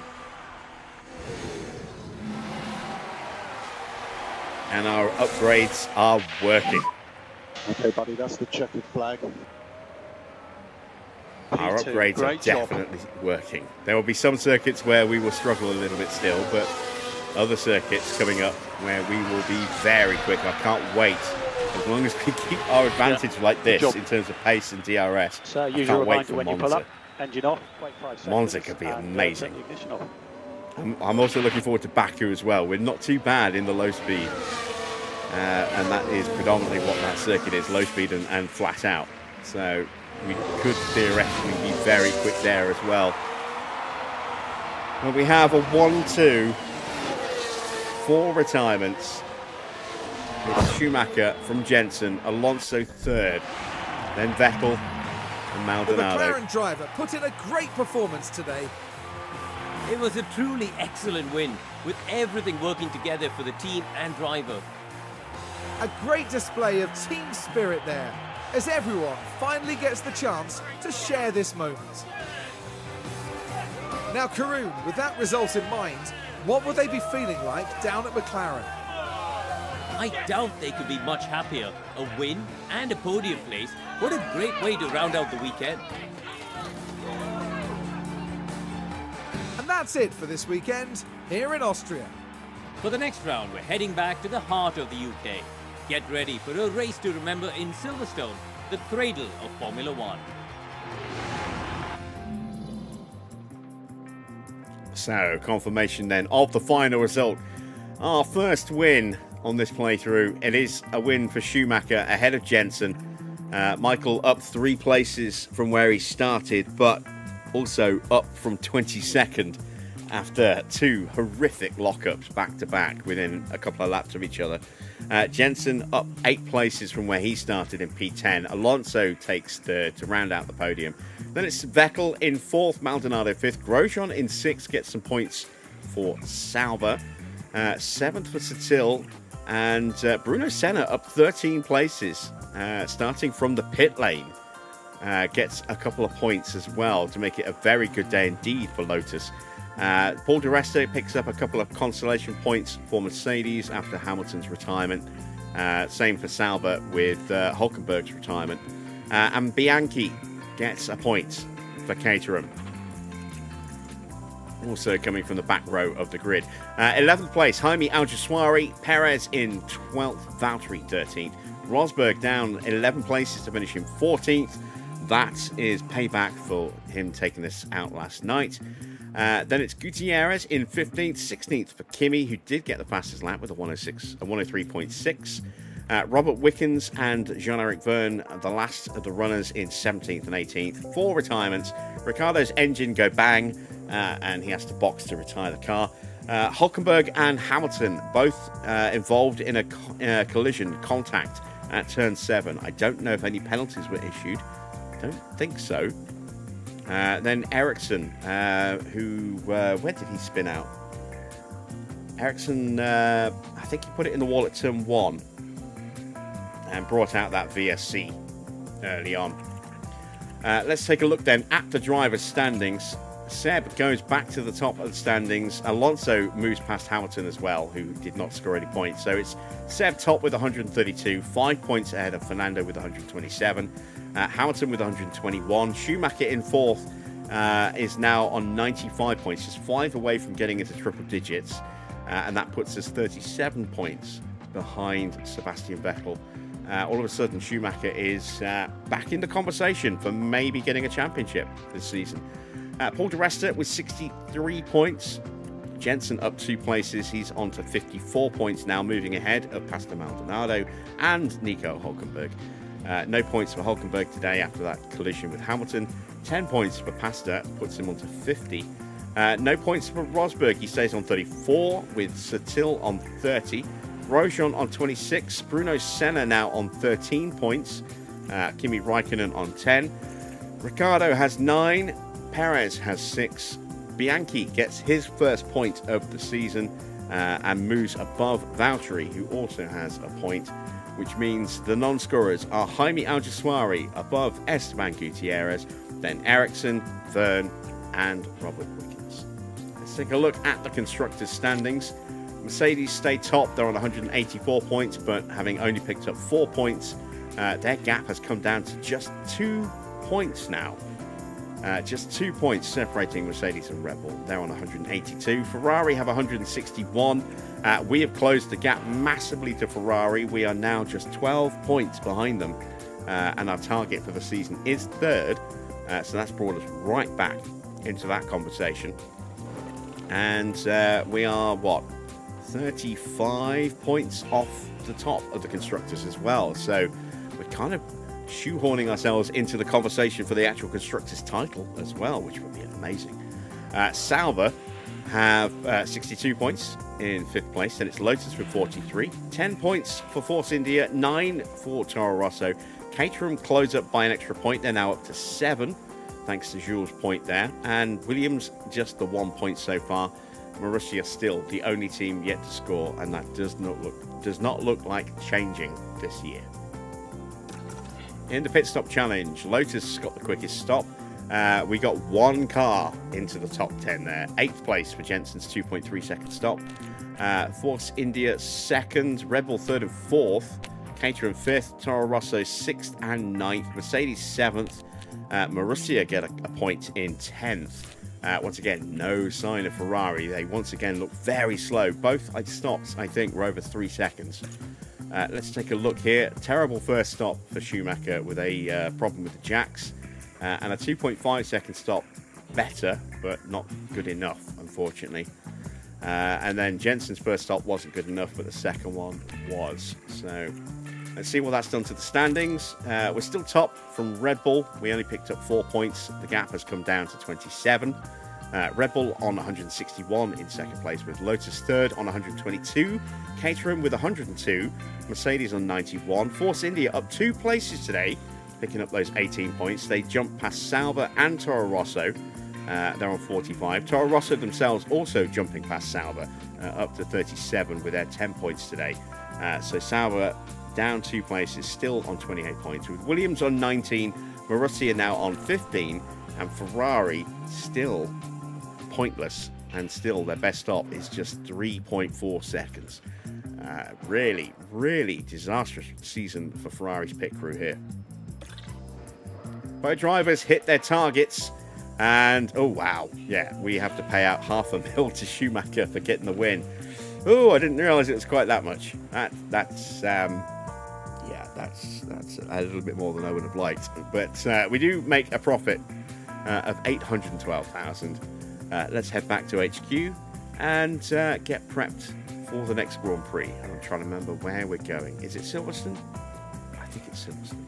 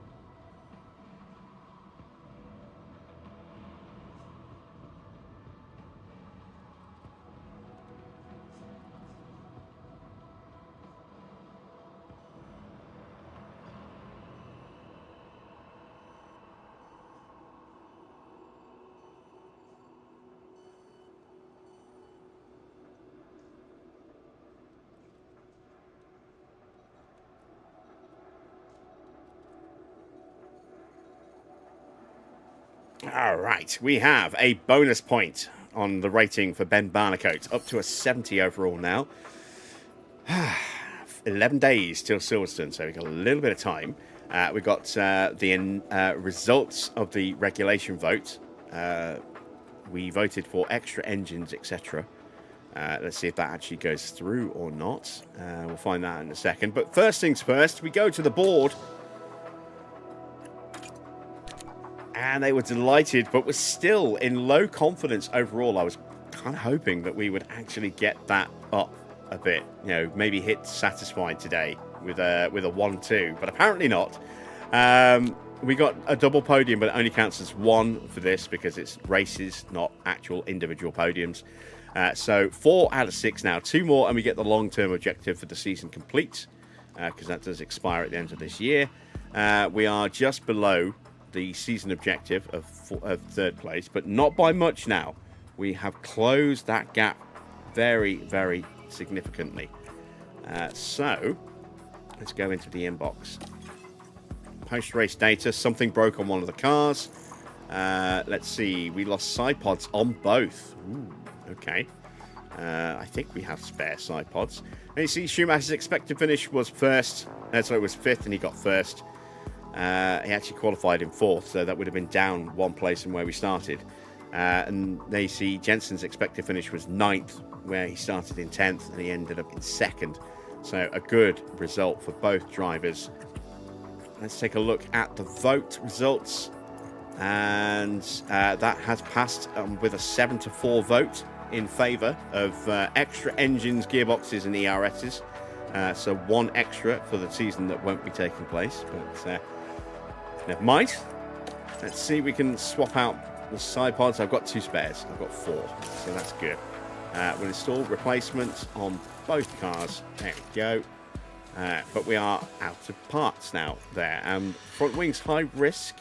We've got medium risk on the suspensions and the chassis. And I've got a couple more suspensions on the way.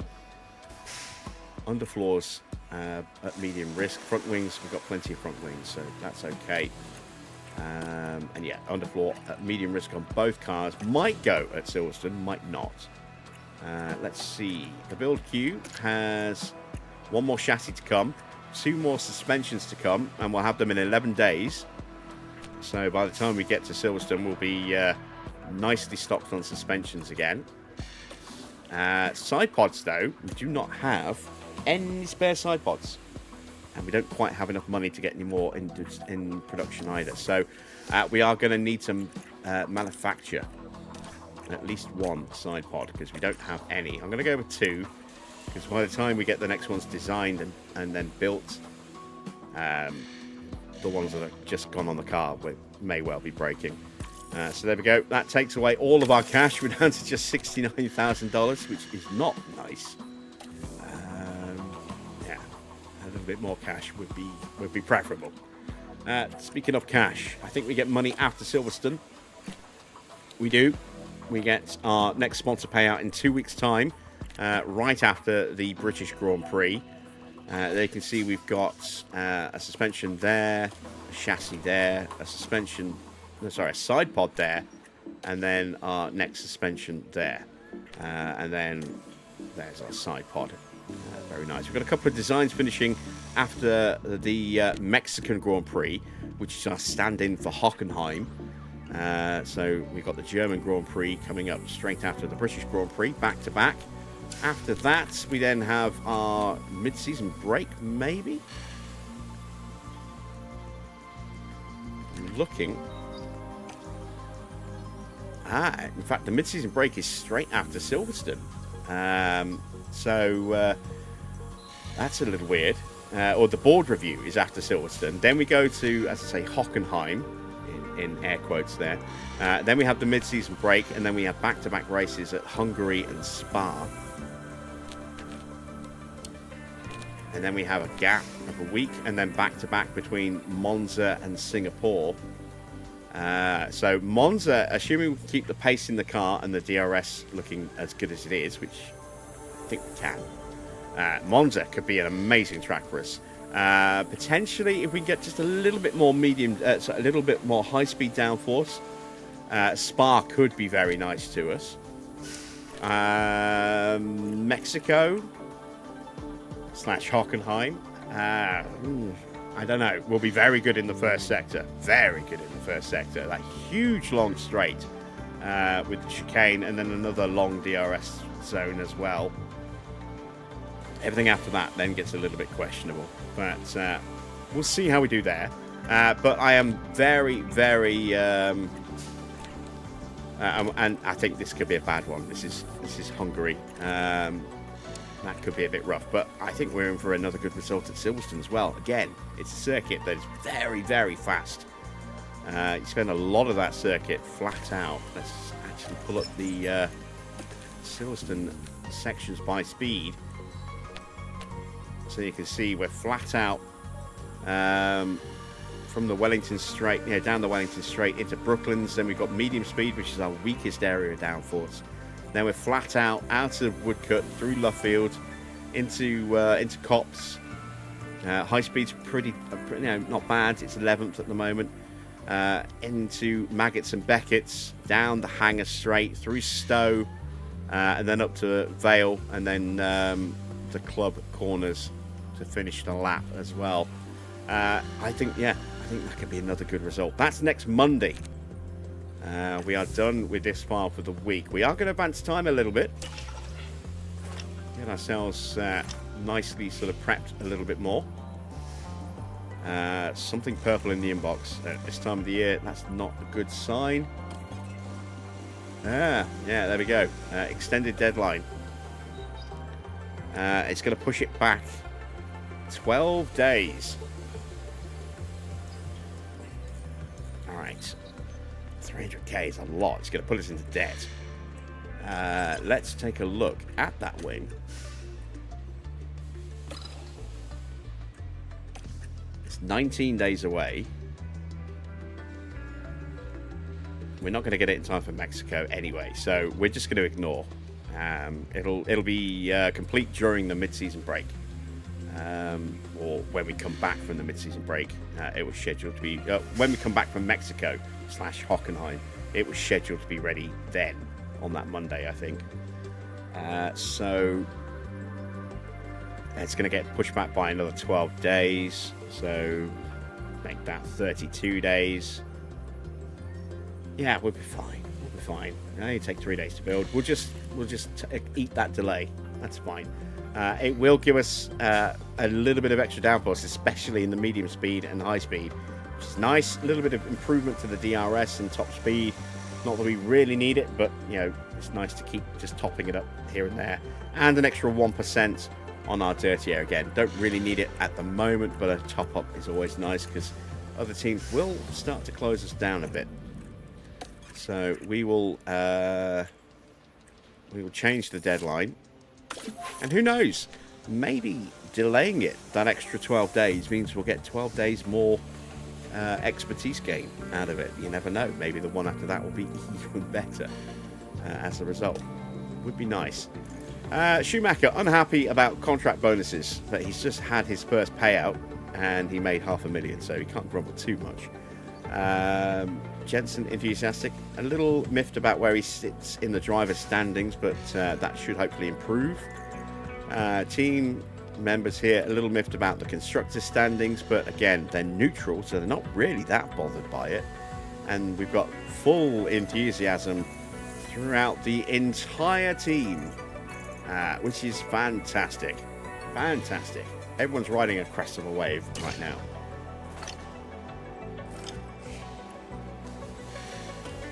Low stock on rear wings. We've got 3. We don't need to make any more. We're only going to get through a couple more Grand Prix. Still check they're not both at risk. Yeah, that one's at medium. So that one might break. And that one's not. So yeah, we're fine. We're fine on rear wings. Hospitality refurb is complete. That's back to level 3. There's our spare chassis. So we now have 2 spare chassis just in time because one of them is likely to break soon.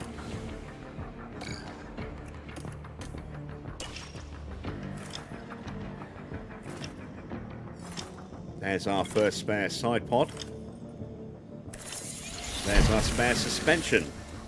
And that takes us to the day of the Grand Prix. So let's take a quick look at strategy prep. What's the weather going to be like? Hot. Ooh. So, one stop looking after tyres, I think, might be the way to go. 32 degrees. Air temperature. Wow, that track's going to be melting. If the air temp's 32 degrees, that track temperature could go above 60 degrees. It's definitely going to be in the 50s, I think. That is hot. That is very hot. Clear off that suspension email, and there we go. There are the standings at the moment. The top 7 in drivers and constructors. You can see both of our drivers now in the top 7 in the driver standings, and we sit nicely in the middle in the constructor standings, just 12 points behind Ferrari, so looking pretty good there as well. What a great race we've had tonight. We got to put the podium cap on, which we forgot to do last night. Made up for at the beginning of tonight's stream. And we get to end the stream with the cap as well. Can we wear it for the next race as well at Silverstone? We've got a week to go to find out. I kind of want to continue this file tomorrow, but we're back on Aston Martin tomorrow with our 2026 playthrough. I may be completely restarting the series tomorrow. I don't know. I still need to and ah on that one. I'm going to have a quick chat with Nexus and Onion about the changes that have happened with the update to the database. I don't know how bad development is going to be going forward with the original version, the 1.1. So we'll see exactly what those changes are to the 1.2. And then if it's significant and it's going to really, staying with the 1.1 is going to seriously impede our playthrough, then I may well restart the series. I don't know. Like I said, I'll check. I tell you what, let's do Silverstone tomorrow. Gives me a bit more time to suss out exactly what needs to happen, and then we'll be back on Thursday with either the next round or starting again at Melbourne. We shall see how that shakes out. But we will do Silverstone tomorrow on this file. So, yeah, maybe we can make it 3 nights in a row with the cap. Who knows? But, that's it from me for tonight. I hope you have enjoyed tonight's race. If you have, why haven't you? If you haven't, because it's our best result so far, give us a thumbs up if you haven't already done so. It would be hugely appreciated. Don't forget you can click on that subscribe button. It's free, won't cost you anything. And then if you do subscribe, make sure you hit the bell as well for notifications on live stream start times, any other announcements that get dropped, any other videos that get dropped. I will be back tomorrow, usual time, 8 PM, and we will continue this save file tomorrow as we go to Silverstone for the next round of this championship, round 9. Until then, that's it from me. Thanks for watching. I am Jim Bob, and I'll be back with more F1 Manager very soon.